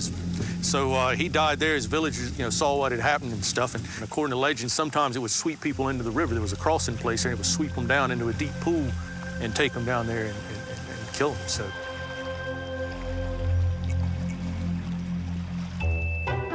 I've heard there were stories, but I never thought about them being weird creatures when I was growing up. This is something new, you know, this Lake Norman monster. I think when you get a big body of water, that things like this will come up. There's all kind of stories going around about monsters, and somebody has named one of them Normie after Lake Norman. I think that's amazing and, you know, a little fun. You know, I've never saw one myself. I was just interested in catching fish. There's been sort of a gap, you know, a lot of people in the knowledge. So, of course, you know, we have these stories back from the 1800s. Then it comes up into the 20th century. Sort of this latest manifestation came about back in around the year 2000. I started the website LakeNormanMonster.com after spending a couple of years here fishing on the lake, visiting local bait shops, talking to other fishermen, and just hearing fish tales that have happened, you know, from the entire history of the lake. And it turned into a little hobby just for people to come in and anonymously post sightings, and grew from there and just kept growing and kept growing. And we now have over a decade of sightings through LakeNormanMonster.com. Honestly, I was surprised by the amount of sightings that came through the website.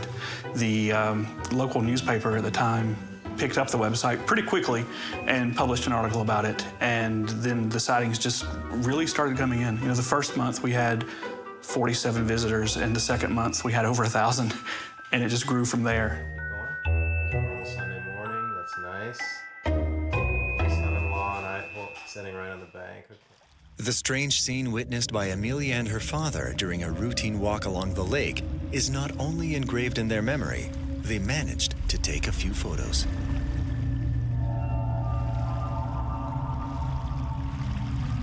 Well, I was over here, it was a Saturday night, and I was walking up this path, and we saw a chair in the lake, and I said to Amelia, you know, let's go ahead and why don't you run over and get the chair in the lake, because she was more dressed for it. And she had run around, and as she was running through the path to get on this side of the lake, I saw the chair bouncing up and down, and I started to watch this chair jump up and down out of the water. The chair was like in the middle of the lake, and right next to the chair, the head popped up and left a huge wake, and it was swimming really fast.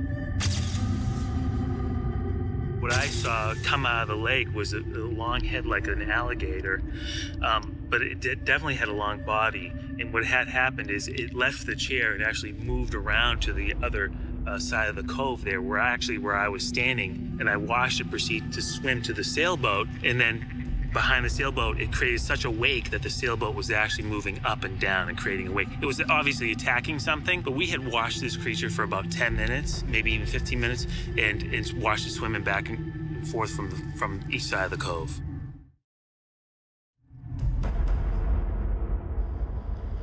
Gus Gustafson is a fishing guide and seasoned fisherman. With 60 years of experience traveling to every corner of the vast reservoir, Gus thinks that the lake has kept no secrets from him, except one. There's a lot of good reasons why the dam is a place that's a magnet for fish, particularly big fish. That's where some of the biggest catfish in the lake are caught. Some of the biggest striped bass are caught there. Many of the Normie sightings have been at the dam. There is a what they call a hot hole near the power plant where they put the water back into the lake, and that keeps that area warm year-round. So during the winter, there's places for large fish to stay and feed and grow. It's very, very, very deep. So certain times of the year when the conditions aren't to their liking back in these shallower areas, fish get down there in that deep water, particularly in the winter and in the summertime. It's just a place for them to spend time, sometimes maybe just even hibernate. If they're not feeding, they may just rest down there because it's kind of out of the way and it's so deep that they kind of go unnoticed. Fish really don't stop growing if they have a good supply of food and if they have a big enough area. So there could be some rather large fish in and around the hot holes that just continue to grow and grow and grow.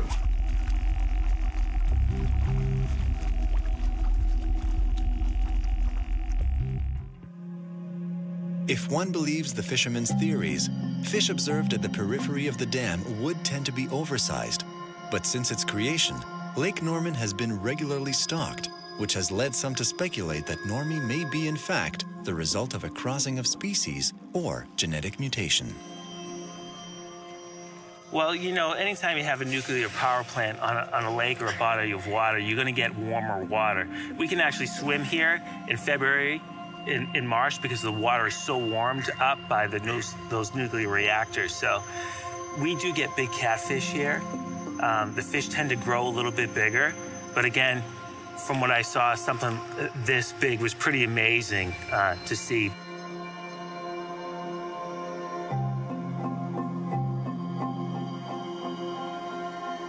You know, it very well could be a crossbreeding of some sort. I mean, this lake was man-made. It was filled up, you know, from the dam they built in 1963.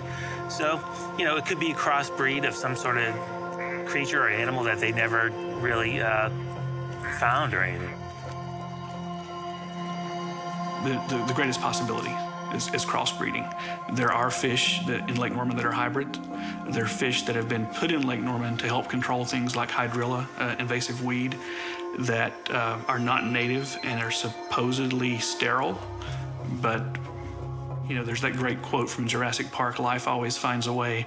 So it's possible that, you know, some of these hybrid fish that they've put into the lake are not sterile and have been reproducing and hybridizing with other fish that are in the lake.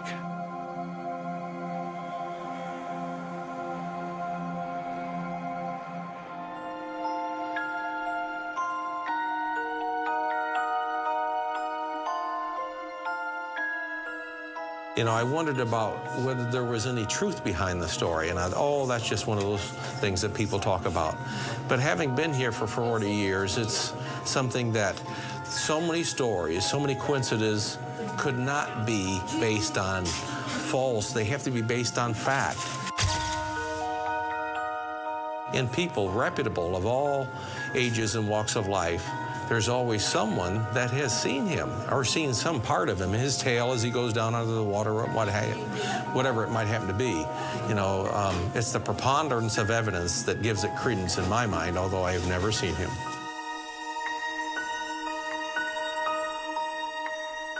I was scared because I swim in this water all the time, and I'm like too scared to go in it now because I don't know what it is.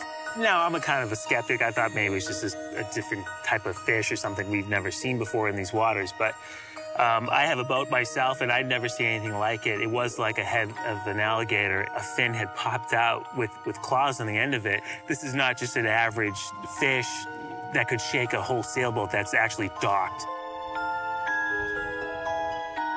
My friends swim in this water all the time, and I asked them if they've seen something like that, and they've said no. They didn't believe me at first when I said it, because they were like, nothing's that big in the lake, but I was like, I saw it. And we do have pictures of it. For the past 10 years, witness testimonials like Mocal's have been collected on a website dedicated to Normie.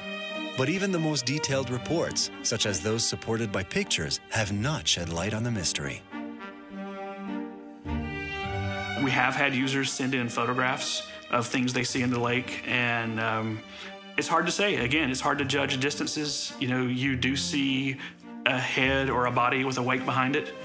It could be a small animal swimming. It could be, you know, a deer crossing the lake. It could be something breaching the water from below to eat. So, you know, there are a few photos.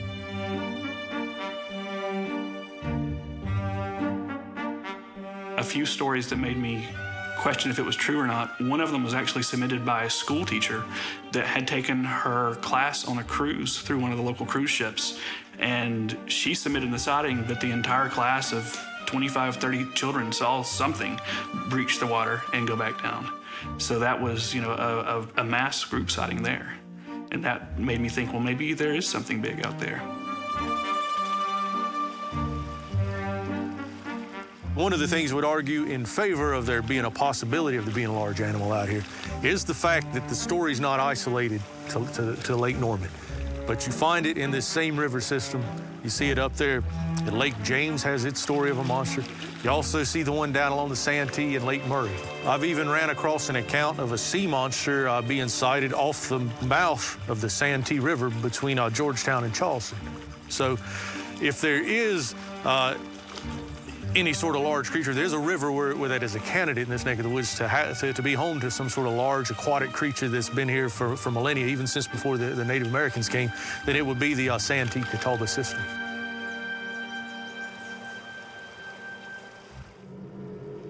Witness reports of a strange creature lurking in Lake Norman have been accumulating on a website dedicated to Normie.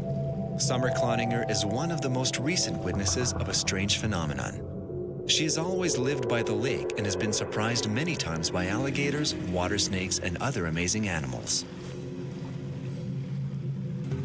We were out here at the park and we brought our son to play. It was a really still day. There weren't many wakes or anything. We noticed the water, it just kind of started to raise up all of a sudden, and it was this wake that came up.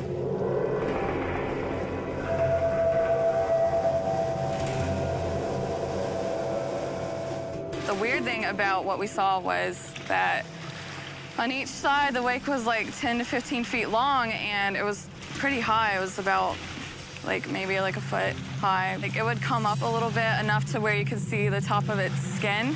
And it was about the color of a lake, like a greenish brown color.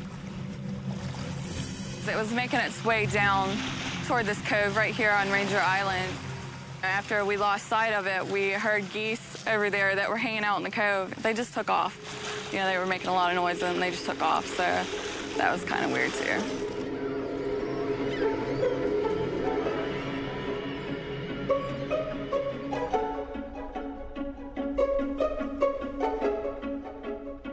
I spend about 200 days a year on the water. I can only come to a conclusion based on my own experiences. I spend a lot of time on the water. There's a lot of things that you can see on Lake Norman that we would consider unusual. But if you take a hard look at them, most of them are explainable. I've seen upside-down canoes floating in the water. Now, a canoe from a certain angle in a certain weather might look like something that it isn't. We have a lot of docks on the lake, and a lot of things blow into the water off of people's docks. I picked up a 10-foot wakeboard last year in the middle of the lake. As far as coves on the lake and whether there's caves on the lake, yes, first of all, there's thousands of coves on this lake. On the lower end of the lake, which is where I live, the lake is probably 95% developed. As you get further north on the river, there's less development. And there are some small coves in there that are overgrown with trees and things that would look like tunnels in the trees where one could define them as a cave where something could hide. Sure there is. There's that on all lakes. I have learned in my 77 years never to say never and never to say impossible in terms of there being some living thing in Lake Norman that's is oversized, let's put it that way. As For what I saw, I could just never really wrap my mind around what it could be, you know, given the history of fish and their personalities and, you know, when they come to the top and get air and just, yeah, it wasn't like any behavior that, you know, you would think from a fish, even like a giant catfish. They're bottom feeders, they stay toward the bottom, you know, like, and if it did come up and trail, like, I just don't see how it would leave a wake like that. It was just so weird. I would like to know what is in this lake that people keep reporting and that they're seeing. You know, it could be a new species that has never been discovered, you know, all around Lake Norman, just North Carolina, just the Catawba River. There are so many sightings in lakes. You know, it's just really strange. There's something to it.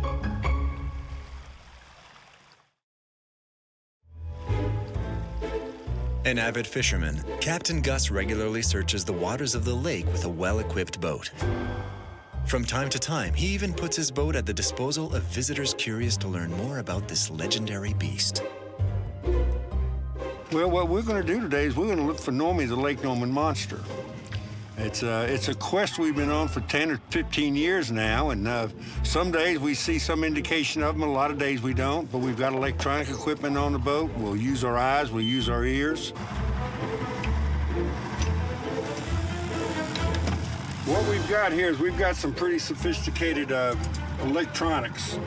We've got GPS, where we've actually got a topo map on here where we can see the bottom contours. We've got two imaging devices. This one shows off to either side of the boat. This one actually shows, you can see we're going over a little brush pile or something right down there now. It'll show objects below the boat. It'll show brush piles, it'll show fish, it'll show anything that just happens to pass under. Now see, a lot of people mistake what we're looking at there, and they'll think that's the monster itself. Actually, that's a school of bait fish all bunched up, and they're just a school of fish swimming just together. They swim together for protection from the bigger fish. All right, here's our boat coming along this drop-off right here, and what we're going to do now is we're going to go back in the back cove over here.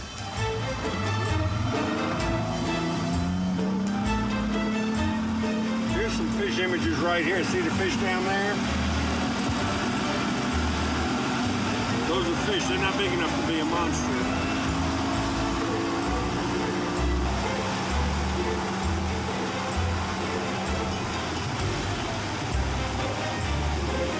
You'll notice we're at 42 foot of water right now.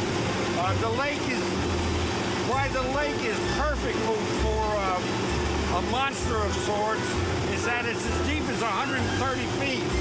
It's 34 miles long, it's 7 miles wide.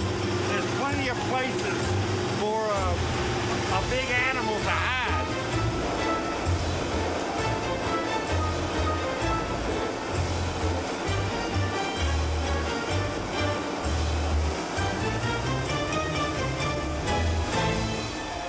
As you get back in some of these back coves like this, see, it's real quiet. You don't see a lot of people around. And these creatures can slither along. They can either go under the water or they can come just below the surface. And they'll slide up in and out of these places, and they'll never be seen because nobody really cares and nobody looks for them. The captain assumes that the beast he's been looking for all these years in the depths of Lake Norman is probably the same one that terrified divers busy repairing the dam in the 1970s. Every lake has about the same story where the divers are down there working and doing whatever divers do at the dam, and if all of a sudden the sun's blocked out and they look up and there's a gigantic something swimming above them, and they get scared. And they get out of the water.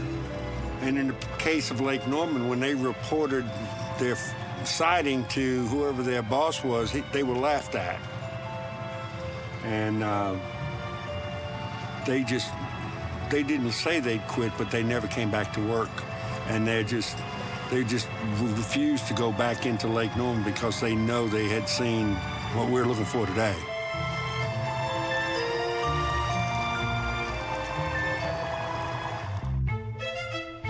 Rational and scientific explanations are obviously a strong counterweight to the many assumptions about Normie. Jake Bussolini, expert freshwater fisherman and author of several books, sides firmly on the side of the skeptics. Well, one thing, I'm a specialist in sonar, underwater image detection.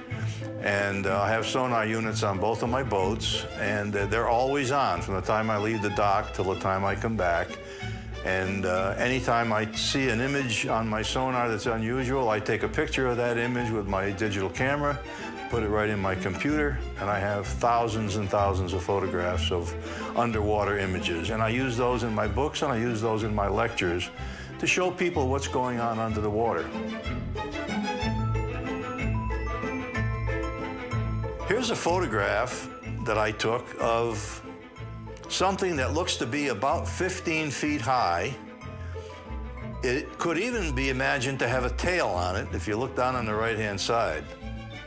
This is a very common photograph. This is a school of about 2,000 perch. I have seen on my sonar, I have seen abnormally large images underwater, but I was able to explain them all as very large schools of fish. We have the snub-nosed gar in this lake. They are a very unusual looking fish. And I have personally seen 6-foot-long gar in the water. And a gar to someone who's not used to seeing gar is a very weird looking fish. People get frightened of them, but they really do no damage. They're really surface feeders. They keep the water clean, and they're actually a very good fish to have in the lake. If it's not a monster in Lake Norman, I would probably speculate that it's a large fish. It could be a gar. It could be something along that lines. We have had an alligator caught in the lake. That was a pet that was released, though. They're not usually native to this area. So it could have been anything like that. And then, people get out. It's hard to judge distances on the lake, especially if it's, late in the day or early in the morning, and you see something. It could be very small, close to you, or it could be very big and far away, if you're not familiar with navigating the lake. Part of the problem that we have on these reported sightings and photographs is we never kind of hear the conditions that were surrounding at the time. Was it springtime? Was it winter? Was it windy? Was it not windy? For instance, out at the end of our cove here, there's a very long sandbar, and it's very shallow. And in the springtime, the big carp, and these are 3 and 4 foot long carp, they go out onto that sandbar to spawn. And they spawn in shallow water near the surface, and they create a lot of waves. I've seen them, I've been there, I've fished in those areas when they were spawning. And they will actually create, if you get enough of them spawning the same way, they'll create a little bit of a wave that may be 6 to 8 inches high.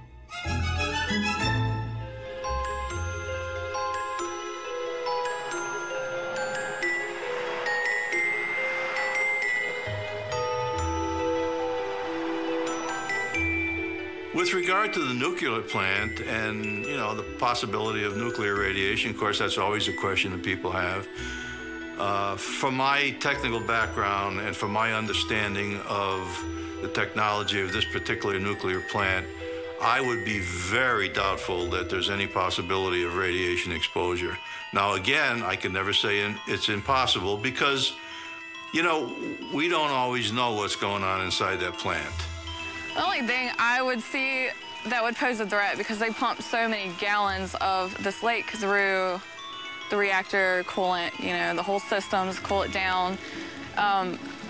They pull so much water in, like 1 1/3 times what the lake is what I've been told. But, if anything had been compromised and some kind of material reached the lake, which is pretty rare, I would think, because there's so many safety standards they have to abide by. But I think what it would really do is maybe like just kind of like genetically alter their genes, maybe just kind of make it more sick. I don't think it could develop a huge creature like people would think it would morph, and because like looking at what radiation can do to your genes and your cells, it doesn't really work that way. It's more just quick to kill you and just kind of give you deformities.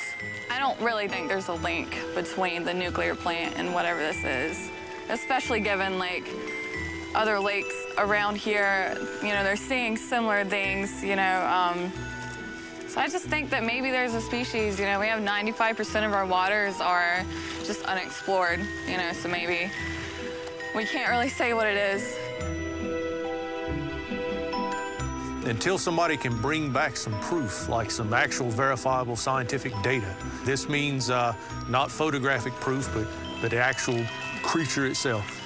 Until somebody can do that, then it'll remain just a really good part of our folklore, which is a valuable part of our folklore, and it's a part of our traditions and our heritage. And so it's just the latest in a long series of tales that sort of try to explain maybe what they don't understand that's out here. Maybe they see out there, they see some animals. It's just the way they come to deal with what's living out there.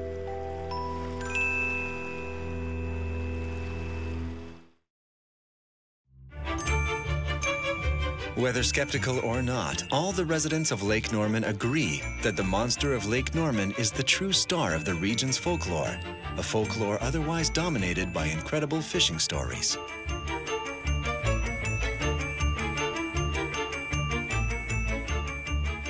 You could say they're just good fishing stories. A lot of times they'll come back and say, I caught a fish and he was this big.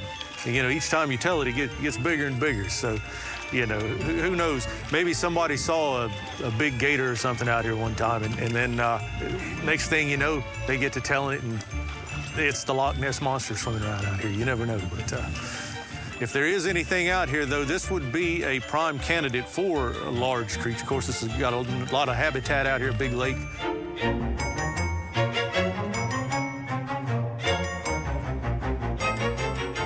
When I was younger, I always, had the open mind to possibilities of paranormal creatures and things like that. But like I said, I'm still a child at heart and would like to believe that they're seeing something out there. Enough people have submitted sightings and said that they've seen something. Obviously there's something there. What it is, I don't know. I don't think it's a dinosaur-like creature that's been mutated, but I do think that they're seeing something large and something unexplained. And the unexplained has always fascinated me because I want to know the answer. I want to know what the answer is. I want to explain that unexplained so people can go, oh, that's what it is.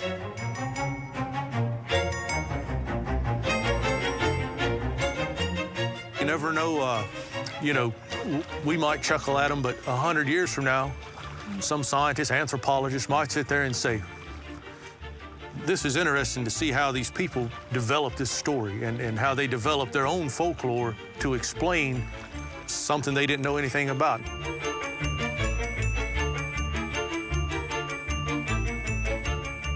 If you go back and look through some of the history of the early history of this area out here, back in the 1800s, you will see that the stories of a large creature living in the river were still prevalent, even back in those days.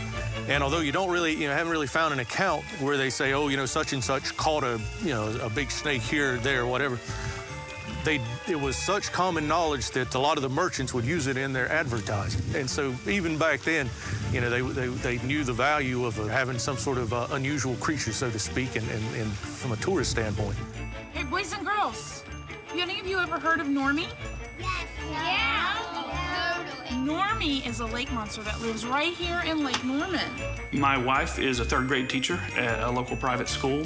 She has always wanted to write a children's book. And when we started doing the Lake Norman monster sightseeing cruises, we needed something to entertain the children other than just, telling them stories. And she said, I've always wanted to write a book. Now's my chance. A few years ago, my husband and I were talking and came up with the idea of writing about a book about Normie the Lake Norman monster for children.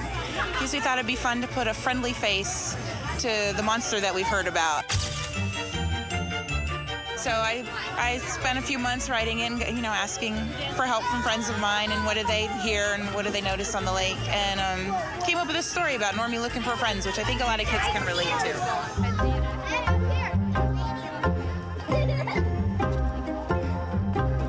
Well, it's usually we do them during the summer, and it's a fun morning cruise for kids to come out with their parents. And they hear a story and they get to look on the lake, and it's really great because as we're going along, we can point out the things that we've talked about in the book, like the osprey on the shoal marker, and point out some of the local wildlife. When Normie resurfaced, he was holding some mud from the lake bottom. Would this help? Normie asked.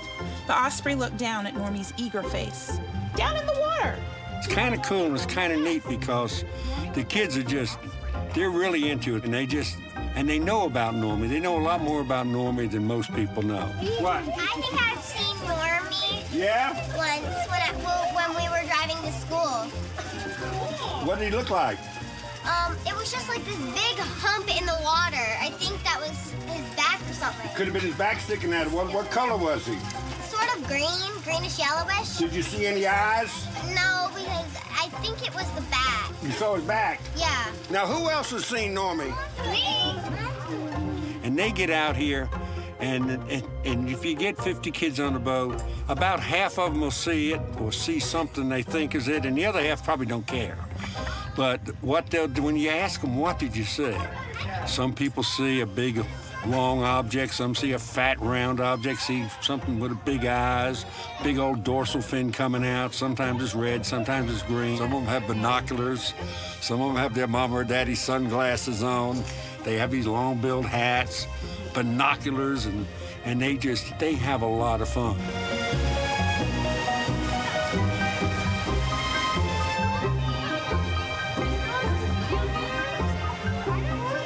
Here we go. 1, 2, 3. Normie, can you see me? Yay! He's right there! He's right there! Yeah, over there. You didn't see him? No! He poked his head up. Something did.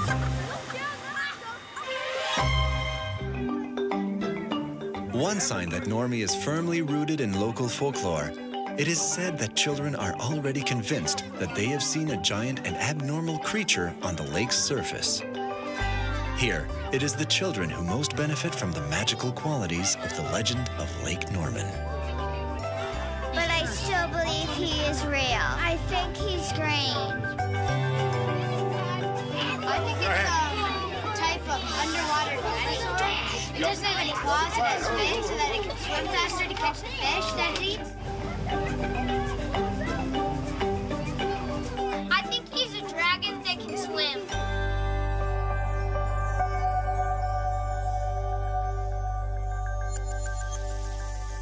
He is a nice monster. For children, Normie has a unique appeal because he seems to be a friendly fish and that kind of thing. And when we have our festival in the springtime, it's called the Ray City Festival, there's always an art and coloring contest as to see who can draw the closest likeness to Normie. And so that's one of those things. You stimulate their creativity, their artistic talent, that kind of thing. And that's really what draws interest. And we get people come from across the country that want to come to this area for the festival. And so looking to find likenesses of Normie are really one of those attractions that bring people to Mooresville.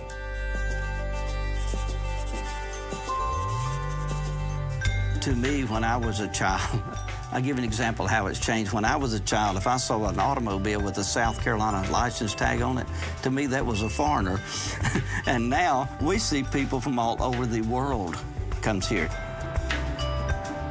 Lake Norman is like I say, a big draw for tourism. It is huge. And particularly when we do those summer trips with the children, we've had as many as 100 plus on the boats.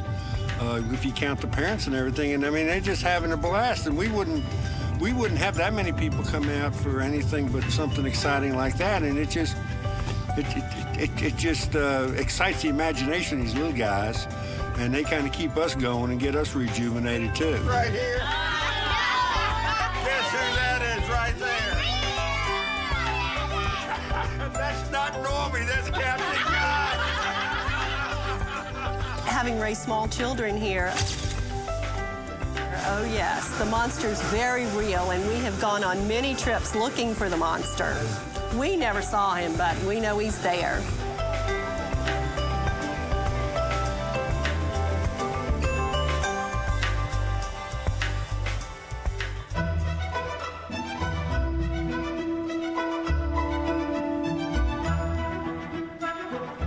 We're trying to make fishing an outdoor activity that brings the family together.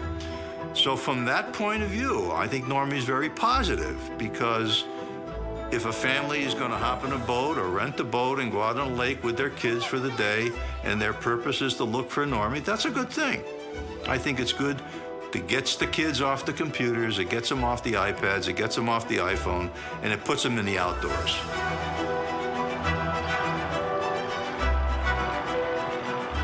The mystery of the monster is a draw. And the thing about it is that we have young children that go out early in the morning to try and capture him at first sunlight. They have contests, art contests, to try and draw the likeness of the monster. And so I think that just adds to the lore and the enhancement of our lake, and so just the idea that there's something to go find that perhaps no one else has ever seen. I think everybody wants that opportunity.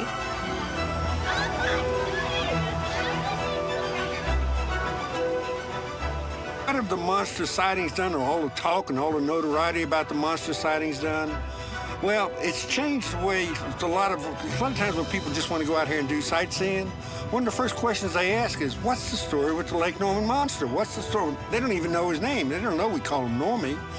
And so we get out here and it becomes a part of our tour. We'll look at the nice houses. We'll do a lot of wildlife, bird watching, different things as we're on the tour. And, everybody's looking for that monster, too. They just want to get a glimpse of him.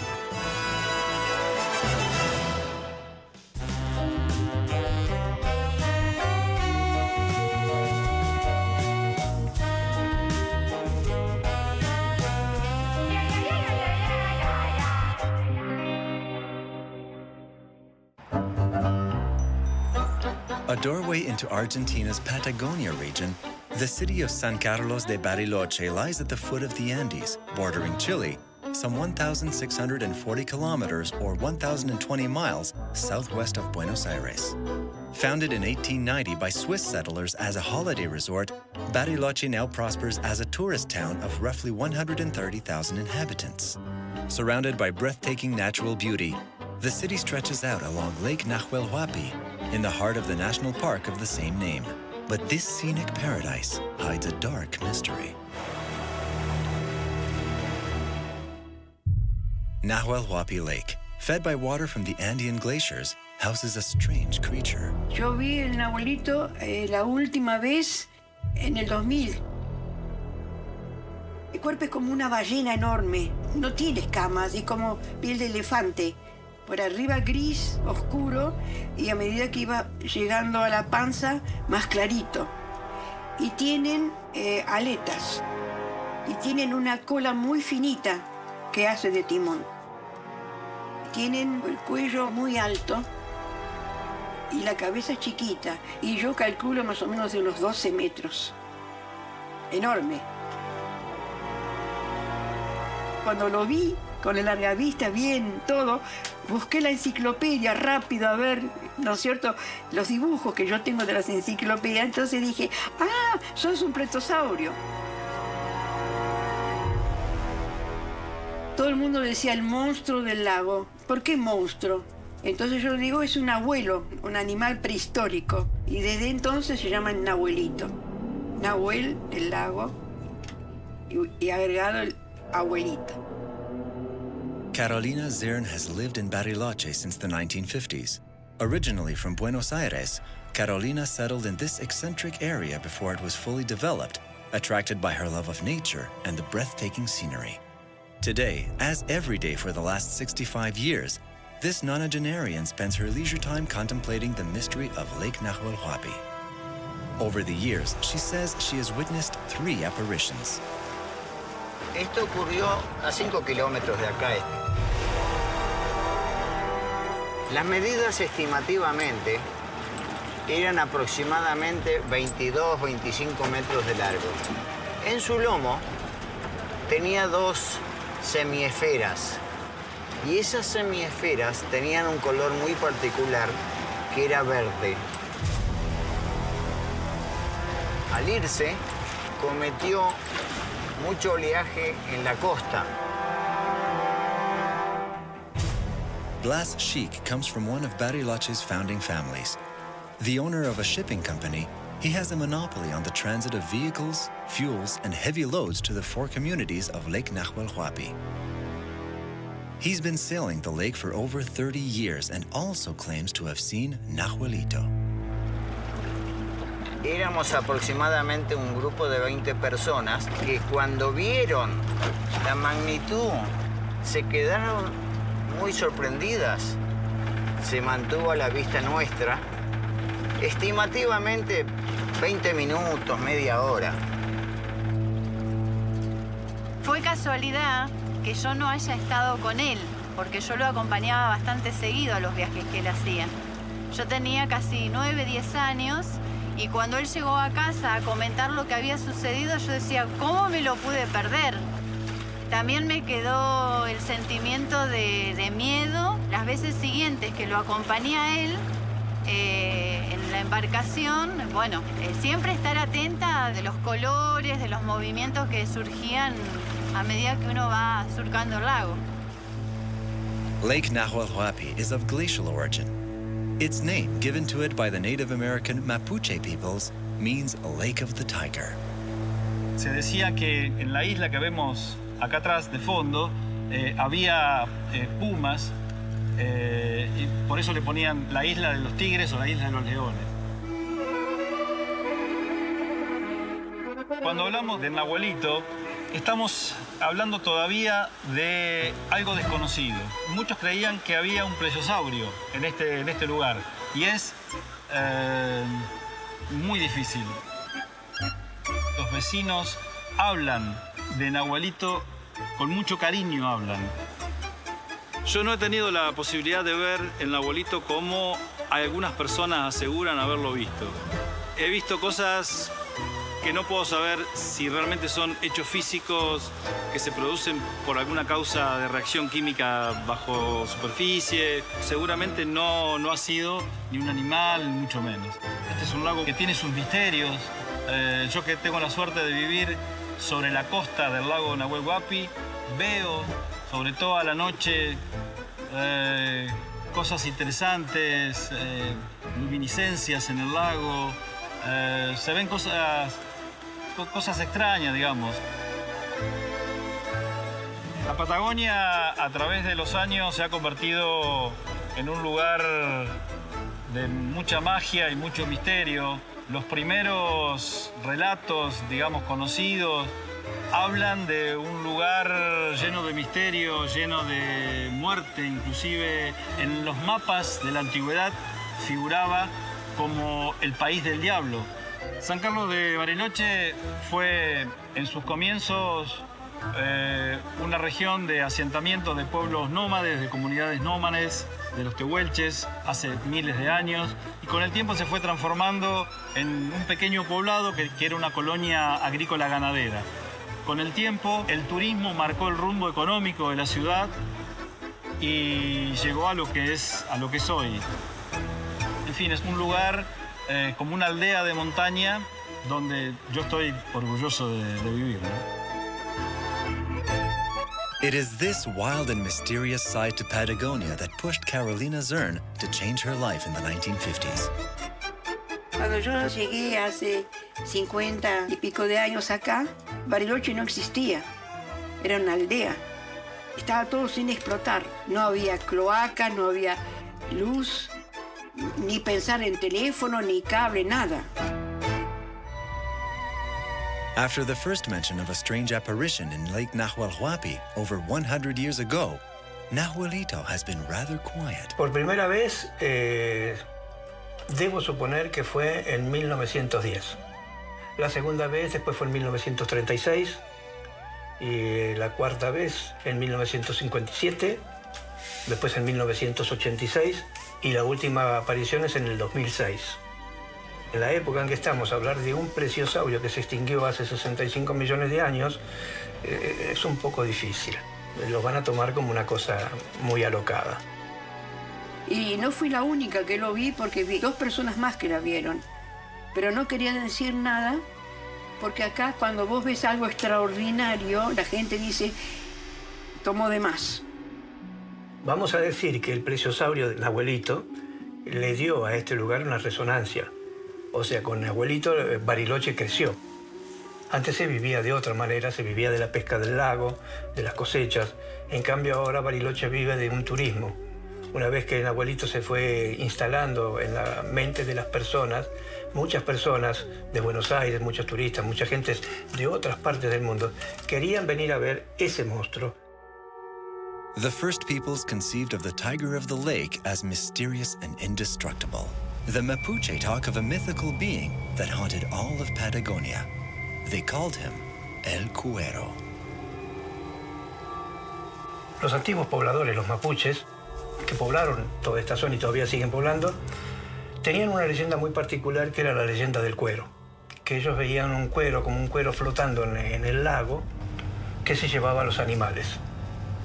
A través de eso se fue popularizando. La relación entre el monstruo se comenzó en el año 1910, donde la primera vez un señor llamado George Garrett, que fue el primero en realidad que avistó al monstruo propiamente dicho, que él dijo haber visto unas jivas flotando en el lago de 7 metros de largo, ¿no? Esta noticia cundió rápidamente. Y bueno, se empezó a hablar de los animales que podían encontrarse. De Estados Unidos, dijeron, sí, nosotros siempre dijimos que en la Patagonia pueden haber animales antediluvianos. Y, por supuesto, tuvo que aparecer quien dijera, yo lo vi. Martin Sheffield, norteamericano, típico buscador de oro y arreador. Un personaje de aquellos, ¿no es cierto? Martin Sheffield was an American from Texas, supposedly married to a Native American woman. Described at the time as a cunning jester, the alleged monster hunter sent a letter to the director of the Buenos Aires Zoo, asking him to finance an expedition to capture the animal. Clemente Onelli, que era en ese momento el director del zoológico de Buenos Aires, armó una expedición para venir hasta aquí y poder capturar el monstruo del lago. Por supuesto, no capturó ningún monstruo, no hubo nada. Clemente Onelli en ese momento le dio 2.000 pesos fuertes a Martin Sheffield. En esa época, estoy hablando de 1922 más o menos, por haber hecho toda esta movida, por haberle dicho del monstruo y lo demás, y se quedó con esos 2.000 pesos. Although the expedition returned empty-handed, a local Bariloche newspaper printed a photo of a captured Nahuelito, forgetting to specify that the photo was taken at a carnival. Los corresponsales periodistas locales mandan la noticia a Buenos Aires. La captura del plesiosaurio, acorralado, capturado. Es carnaval. Es una mascarita de carnaval. Es el chiste más grande que se hizo en esta región en más de un siglo. Y fue para esos carnavales que la carroza con forma de plesiosaurio apareció por primera vez en el centro de la ciudad, recorriendo la calle Mitre, y a partir de ahí la leyenda o el mito del Nahuelito tuvo vigencia y tuvo presencia en el acervo tradicional o cultural de la ciudad de Bariloche. En los primeros carnavales de Bariloche, uno de los elementos que dominaron el escenario en la calle más céntrica de Bariloche, la única de aquel momento, era la figura del plesiosaurio de Clemente Onelli o de Martin Sheffield. Aparecía esa figura enorme desfilando por las calles y así se fue creando este mito, verdad o realidad, que es nuestro famoso y ya querido Nahuelito, porque empezás a querer a un personaje que no conoces. Pero se transformó en una rica historia para esta región y en un elemento de promoción turística como nadie había sospechado. La llegada del ferrocarril, más la leyenda del monstruo del lago Nahuel Huapi, más todo lo demás, hizo que un contingente de gente turística se acercara a la zona. Incluso, te digo más, para conocer la zona, porque llegar a Bariloche en esa época no era muy fácil. En aquel tiempo las lapiceras para escribir eran de madera con una chapita adelante, ¿no? Se hicieron unas que tenían la cabecita del plesiosaurio y todos los chicos de las escuelas querían tener una lapicera plesiosaurio. Hubieron cigarrillos marca plesiosaurio y hasta un tango, que aquí te lo muestro. El plesiosauro. The hoax about the capture of Nahuelito has not prevented newspapers from reviving the mystery of the lake monster. Y salen noticias. Más turistas avistaron el fenómeno del Nahuel Huapi. Nuevos testimonios sobre extraña visión. De esto hay notas y notas. Nahuelito 2. Un vecino, un querido vecino, le puso el nombre Nahuelito, ¿no? Buscó qué nombre ponemos. Nahuelito hizo su primera aparición en el verano del 94. Así, notas y notas. Otro extraño avistamiento en el lago Nahuel Huapi. Hubo un auge de apariciones entre el 70 y el 80. Para mí, todo este tipo de animales existe. Y no me baso en pruebas científicas, porque si me tengo que basar en pruebas científicas, tengo que decir que no existen. For his part, Miguel Angelo Rossi is currently filming a documentary in order to debunk once and for all the phenomenon of Nahuelito. Estoy desarrollando un proyecto que se llama Bajo Superficie, que trata fundamentalmente sobre la cuestión del mito del Nahuelito en el lago Nahuel Huapi de Patagonia. Este proyecto pretende precisamente eso, meter al espectador debajo del agua que siempre vemos todos los días, los que vivimos acá en San Carlos de Bariloche. Estamos filmando a muchísimos metros a profundidad y estamos encontrando cosas re interesantes. Este lago tiene una profundidad que hace muchos años fue registrada de 500 metros, pero los estudios más recientes marcan que puede haber lugares de más de 800 o casi 1000 metros. Los avistamientos de nahuelitos han tenido históricamente 3 lugares donde se han visto más. Hay un lugar que se llama la zona de los 500 metros.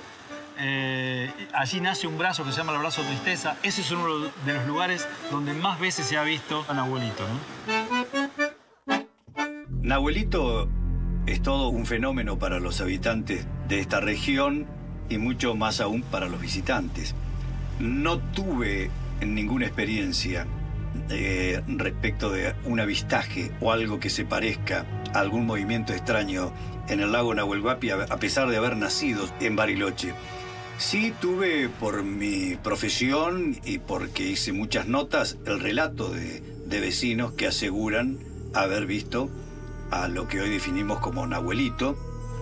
Charlé con familiares de un importante empresario que falleció en el año 1987. Eran 4, 3 empresarios y un gerente de banco. Familias conocidas de aquí de Bariloche. Era un día como hoy, la famosa calma chicha, no había oleaje en el lago Nahuel Huapi, iban en una embarcación muy segura y de buenas a primeras la noticia fue que desaparecieron. La embarcación quedó vuelta a campana, quedó hacia abajo, de 4 personas aparecieron 3 cuerpos, el otro aún está desaparecido y fue una verdadera incógnita, porque estaban pescando, porque era gente mayor, porque no andaban a altas velocidades en la lancha, porque no había viento. Entonces, todo esto es como que alimenta o retroalimenta la posibilidad de que efectivamente en el lago Nahuel Huapi algo exista, que haya algo que todavía nosotros lo desconocemos. Creo que Nahuelito es un mito.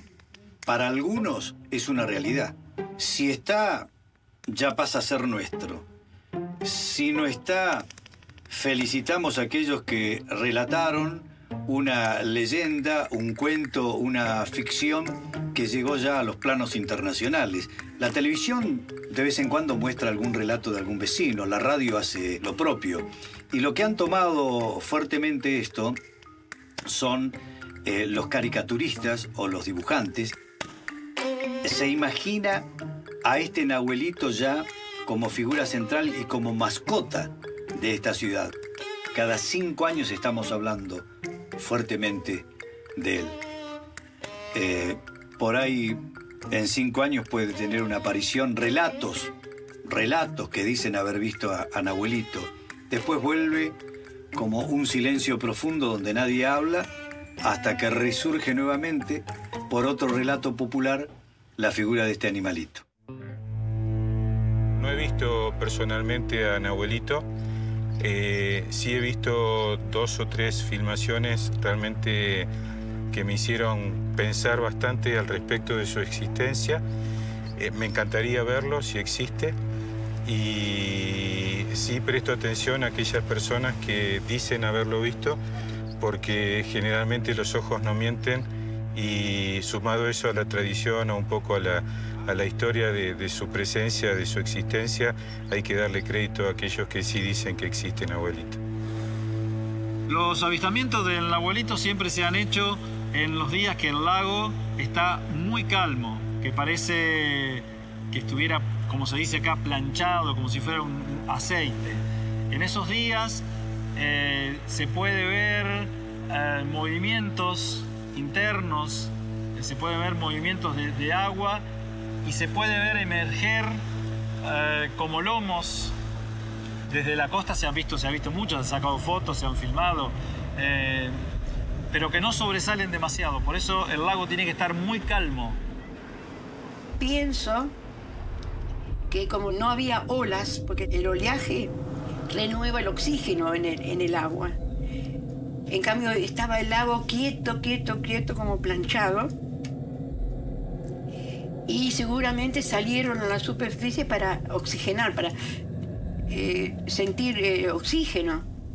No aparecieron con frío o algo así. Era realmente un tiempo muy sofocante. Y salieron protegidos por la isla, no salieron abiertamente. De todos los avistamientos hay algunos puntos en común, sobre todo cuando la gente dice que emerge como si fuera el lomo de una ballena con un ruido muy fuerte. En varios lugares eso es común, incluso con diferencia de relato de muchos años. Y hay algunos relatos muy fuertes también donde aseguran que ese lomo que emergió del lago ha tenido influencia en algunos accidentes que han ocurrido en el lago con lanchas y con pescadores, con familias que andaban navegando, ¿no? La mayoría de los videos parecen mostrar algo, pero no es nada. Yo he visto muchas cosas que son troncos, he visto incluso filmaciones de unos animales que se llaman huillines, que son como nutrias grandes. He visto olas, lo que a veces se llama la famosa ola única, cuando el lago está muy planchado, hay corrientes internas que levantan una ola y después se termina. Hay algunos videos que realmente me han sorprendido y no puedo decir qué es, pero no es ni un tronco flotando, ni huillines nadando, ni la ola única. La Patagonia fue siempre muy dura, desde el principio hasta el final. Y mucho más dura es en el fin del mundo, donde le llaman el fin del mundo, ¿no? En Ushuaia, Tierra del Fuego. Las leyendas patagónicas, por ejemplo, que tenés la ciudad de los Césares, tenés la leyenda del cuero, tenés, bueno, una infinidad de cosas que hacen a la Patagonia un lugar, si se quiere decir, un poco encantado. Hay distintas culturas de las cuales si uno aprende, tenés una riqueza total. Sobre todo la cultura de la gente de la tierra, ¿no? Que fueron los primeros, los originarios, los que poblaron primero la Patagonia. En realidad hay registros de hace 17.000 años. Estos monstruos que se ven aquí vienen muchas veces de tradición en tradición. Se van pasando oralmente, digamos, ¿no? Patagonia es maravillosa. Ya lo había dicho Darwin cuando en su viaje aquí en 1833. Es un museo gigante. Es un lugar donde los fósiles abundan por todos lados. Un plesiosaurio es un animal que tiene cuello largo, tiene 4 aletas, 2 delanteras y 2 traseras, y una cola. Eran animales netamente acuáticos. Ver un plesiosaurio hoy día en un lago es como ver un hombre de 1 millón de años caminando por la calle. Técnicamente es imposible. Hace 65 millones de años los plesiosaurios desaparecen y es imposible que hoy día existan. Eso no quiere decir que la naturaleza no nos tenga reservado alguna sorpresa.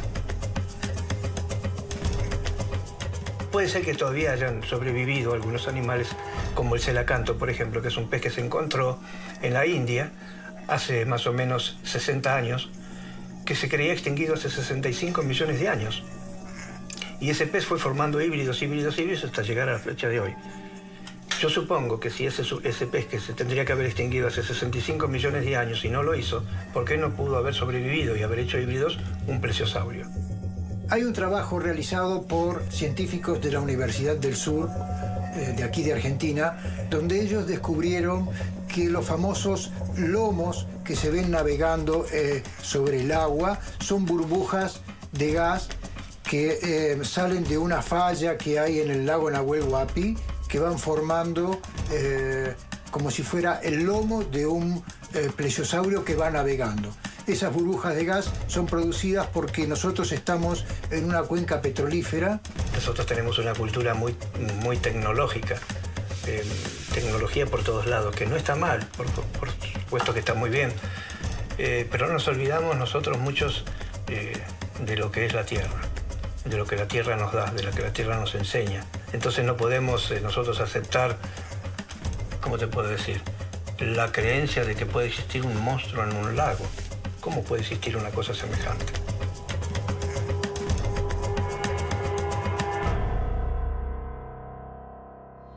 Algunos dicen que el lago Nahuel Huapi tiene conexiones con el Océano Pacífico.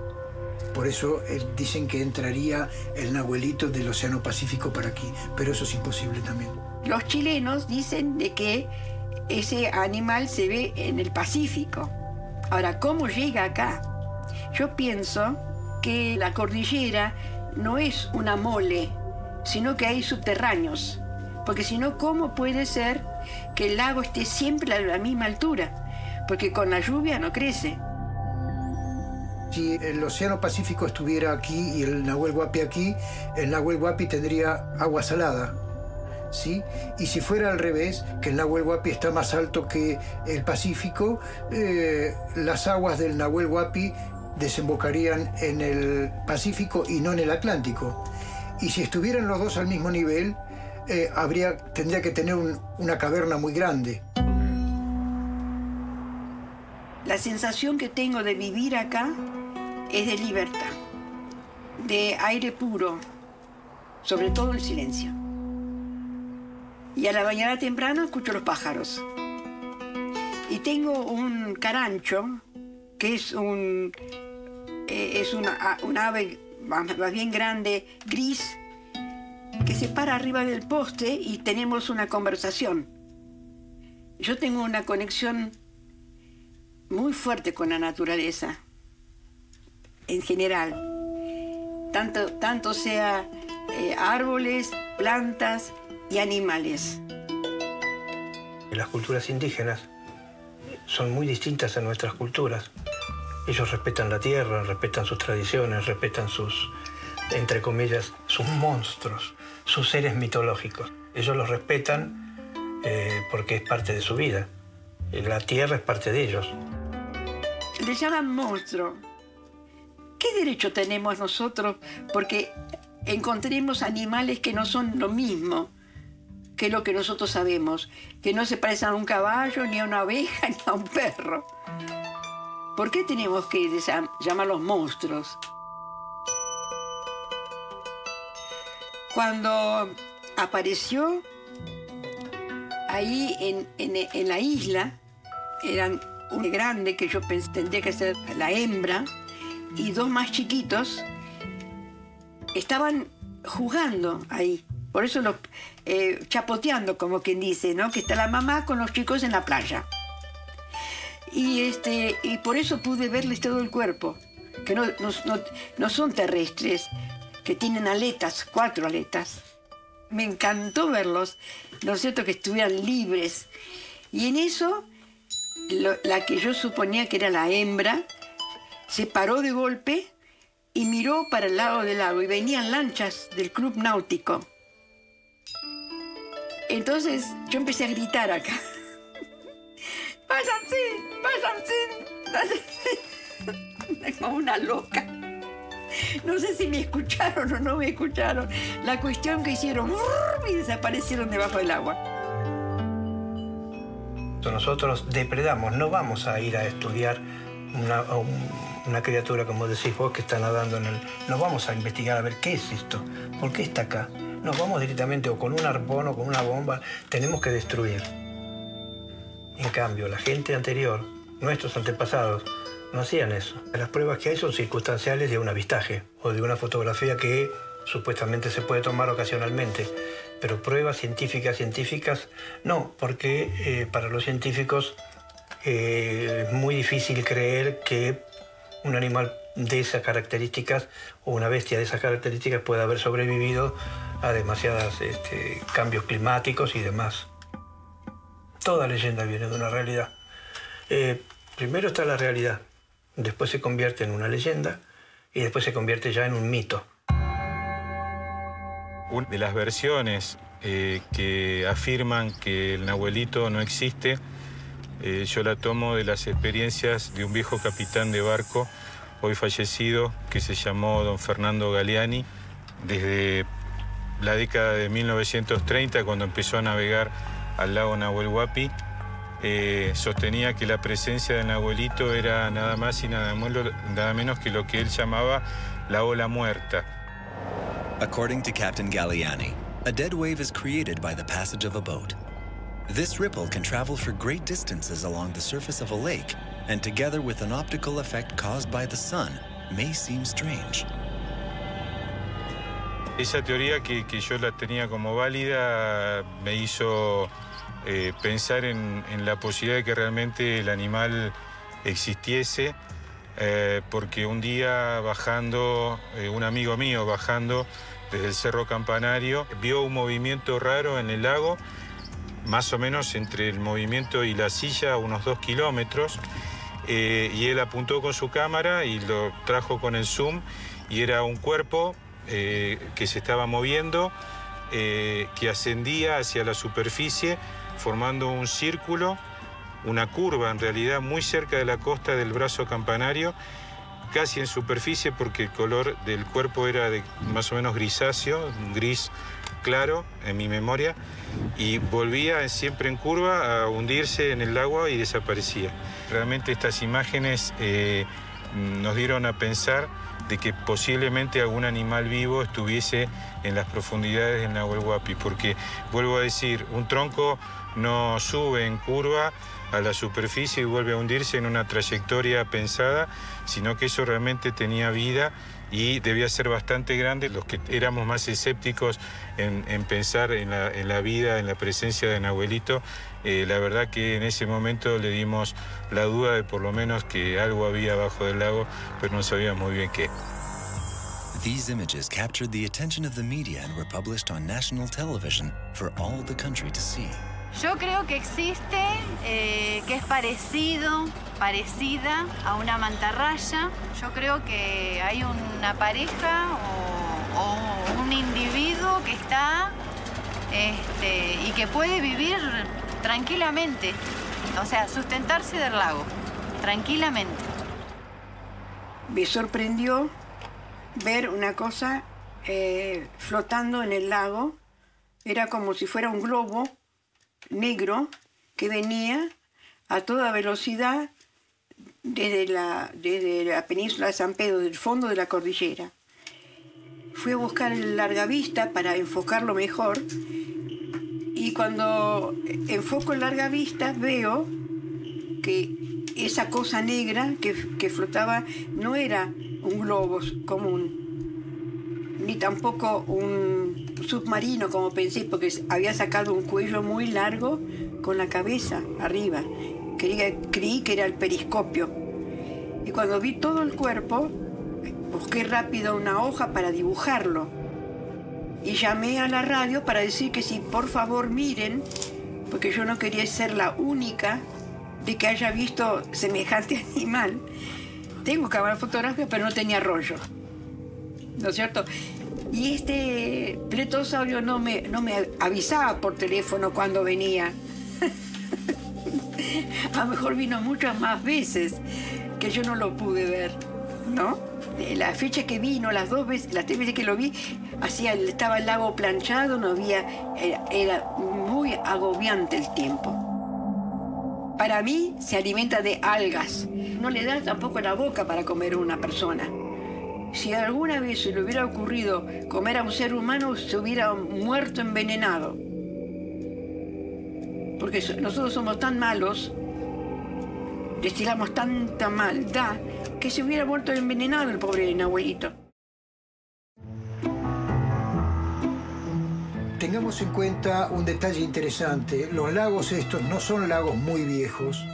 Su antigüedad ronda entre 1,5 millones de años aproximadamente, por lo que entre el espacio de 65 millones de años a hace 1,5 millones, ¿dónde vivió el nahuelito? Si el lago no existía, el nahuelito no podía existir. Estos animales eran de aguas técnicamente cálidas, porque el sistema Jurásico y Cretácico tenía mares con aguas un poco más cálidas. Pero puede ser que porque se observa más en verano que en invierno. En invierno aquí hace mucho frío y no da mucho para pararse al lado del lago a mirar a ver qué es lo que está pasando. Y hay mucho viento, el agua está más en movimiento, contrariamente que el verano, que el agua está más quieta, y a lo mejor se ven algunas cosas, pero eso no es ningún indicativo para decir que en verano se ven más que en invierno. Te podría decir que en verano las burbujas de gas son más solubles y suben con mucha más facilidad que en invierno. Aparentemente existirían animales raros en diferentes lugares del mundo. En realidad nadie los vio. Tampoco vimos a Dios y creemos en Dios, ¿no es cierto? Yo tengo una teoría. Para mí hay tortugas gigantes en este lago. Los científicos dicen que no hay. Yo he tenido tortugas junto con mi hijo en la mano, tortugas grandes, tortugas acuáticas en este lago. Entonces, creo que puede haber habido una deformación de alguna especie de tortuga. Esta es una zona de tortugas desde hace muchísimo tiempo. Ojalá la investigación a través de este trabajo audiovisual me dé la razón. Si no, veremos qué es, pero algo es. Algunos dicen que hay una tortuga gigante, pero la tortuga es un animal, es un reptil, y en las aguas frías no creo que pudiese andar mucho tiempo porque en pleno invierno se congelaría. Los reptiles necesitan calor para vivir, no agua fría. En esta era, en este tiempo que estamos viviendo, todo te oculta. En la investigación OVNI todo está sellado, top secret. En la investigación criptozoológica lo mismo. Entonces la gente no tiene medios como para poder buscar. Sabemos más del espacio que de lo que tenemos acá. Hay zonas en el Congo belga, en África, que son inexplorables todavía. En la selva brasilera se siguen descubriendo tribus indígenas. Estamos viviendo en un mundo en donde nos están poniendo otro tipo de cosas en la cabeza. Si alguien se arriesgara a investigar bien lo que existe en este lago, yo pienso que se llevaría una sorpresa. No digo que va a encontrar un plesiosaurio, ¿no? Pero sí puede encontrar algún ser lacustre que pueda desmitificar en algún momento el mito del nahuelito. No, yo no he visto al nahuelito. Mi creencia está en la lectura, mi creencia está en la investigación, en el contacto con la gente, de haber visto, de haber salido y de leer, de buscar información. Desde siempre me interesó todo este tipo de misterios y enigmas, no es desde ahora. Yo hace más o menos 42 años que estoy en investigación de todo este tipo de cosas, de ovnis, de parapsicología, de ocultismo, de criptozoología. Todo lo que tenga palabra misterio a mí me gusta. Entonces voy e investigo. Trato de buscar el sí y el no, el por qué y el por qué no, digamos, ¿no? No soy fanático, digamos. O sea, soy una persona que tengo un criterio. No digo a todo que sí. Todo es una posibilidad espectacular de que pueda estar. Ahora, de que yo te lo aseguro de que puede estar, no sé. Pero la posibilidad está. But all arguments to discredit the testimony in favor of the existence of Nahuelito have little value in the eyes of Roberto Polola. After many years conducting his own investigation, his findings invalidate all these dissenting theories. No, en realidad no pierdo el tiempo con teorías que no tienen nada que ver con la investigación. Las tengo como referencia, como para decir, bueno, si alguien me pregunta, ¿qué pasa con lo escéptico? Bueno, lo escéptico es esto y esto. ¿Y qué pasa con lo real? Bueno, lo real es lo que ve el testigo, lo real es lo que te cuentan. Lo real son las fotografías. También se pueden trucar las fotografías porque eso es muy común hoy. Pero hay fotografías y fotografías. Ahora hay técnicas que te dicen, bueno, esta fotografía es trucada y esta no. Y muchas de las fotografías que han tomado no son trucadas, porque han hecho todos los análisis. Entonces han resultado verídicas. Y con las teorías estas ya de lo que son las burbujas, de lo que son... Las tomo como una referencia, pero no lo tomo como una cosa muy real. Tenemos un pequeño bichito que es así chiquitito, que es la cucaracha, hace 400 millones de años que está sobre la Tierra. Y esos animales fueron mutando en sí. Fueron mutando hasta llegar al día de hoy. ¿Por qué no pudo haber mutado un plesiosaurio para llegar a esta altura, a esta vida, a esta época? Bien pudo haberlo hecho. No te puedo asegurar que lo haya hecho, pero si nos basamos en esas pruebas contundentes que están, no podés decir que no porque sí.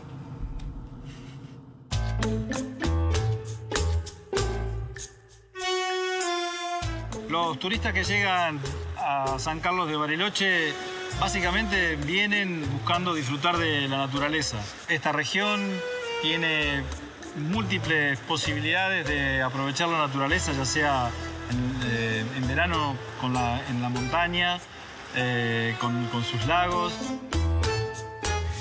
Algún poeta alguna vez la llamó la región de los cuatro cielos, porque están bien diferenciadas las 4 estaciones del año. Ahora, en primavera, la posibilidad es de disfrutar los primeros días de sol con 20, 22, 24 grados de temperatura. Habilitan a las actividades al aire libre, sea tanto en la montaña como en los lagos o en los ríos o en la estepa, que es esa zona donde el bosque no está. Yo siempre digo que esta película va a cambiar un poco la historia de la ciudad. La parte científica pueda fundamentar todos sus dichos y la parte de los vecinos y la gente que ha tenido avistamiento también pueda fundamentar y nosotros podamos conocer en profundidad y revivir a partir de las recreaciones esos avistamientos y encontrar quizás una respuesta que hasta ahora no ha dado ningún trabajo.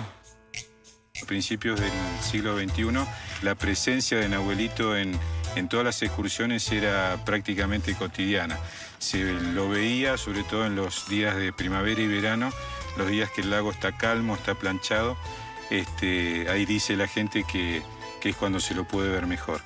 Los empresarios del turismo, en general las instituciones, distintos dirigentes, no hablan de Nahuelito. Sí habla la sociedad, el vecino común. Entonces, esa cosa es muy interesante para rescatar. In reality, between the few manifestations of Nahuelito on the lake's surface, the monster returns to its place in folklore. In other words, we hear more about it than we see it.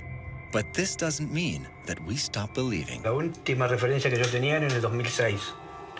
Pero supuestamente desde el 2006 al 2013 han pasado unos años y avistajes habrá visto muchos. No digo que no.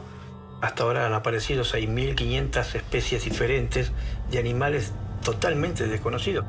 Incluso hoy hay animales que no se sabe cómo clasificarlos. Vos viste que cada animalito tiene su nombre científico, ¿no? Los científicos se lo ponen para determinar qué tipo de animal es. Bueno, hoy hay una cantidad enorme de estas especies nuevas que todavía en los grandes centros no se puede clasificar. Estamos habitando un planeta casi desconocido. El mensaje que para mí tiene todo esto, ese relato milenario, es cuidemos la naturaleza. Es decir, tené cuidado con el lago, que es muy lindo, pero te podés ahogar. Tratá de acariciar y de respetar mucho el lago, los arroyos. Un poco más al sur están los hielos continentales. Esa es la interpretación que yo hago. Estos animales, como Nessie, Ogopogo, Mukelembembe, Mapinguari, Yeti, Sasquatch, Bigfoot, son animales que vienen ya de una tradición. Porque si hablamos del Bigfoot o hablamos del Sasquatch, por ejemplo, Pie Grande, los indios de Norteamérica, los Cheyennes, los Navajos, todos esos, los Anasazi, ya hablaban de todo este tipo de seres que habitaban en ese lugar. Entonces viene de una tradición. Y vos y no puede ser, para mí no puede ser, que todas las culturas de esta gente hayan visto todas estas cosas y no existan. El ser humano necesita creer en algo. El ser humano tiene que creer en algo. Cree en Dios, cree en los extraterrestres, que ahí tendríamos otra conversación, es más factible. Y tenemos que creer en algo. Y bueno, creemos en un abuelito. ¿Y por qué no?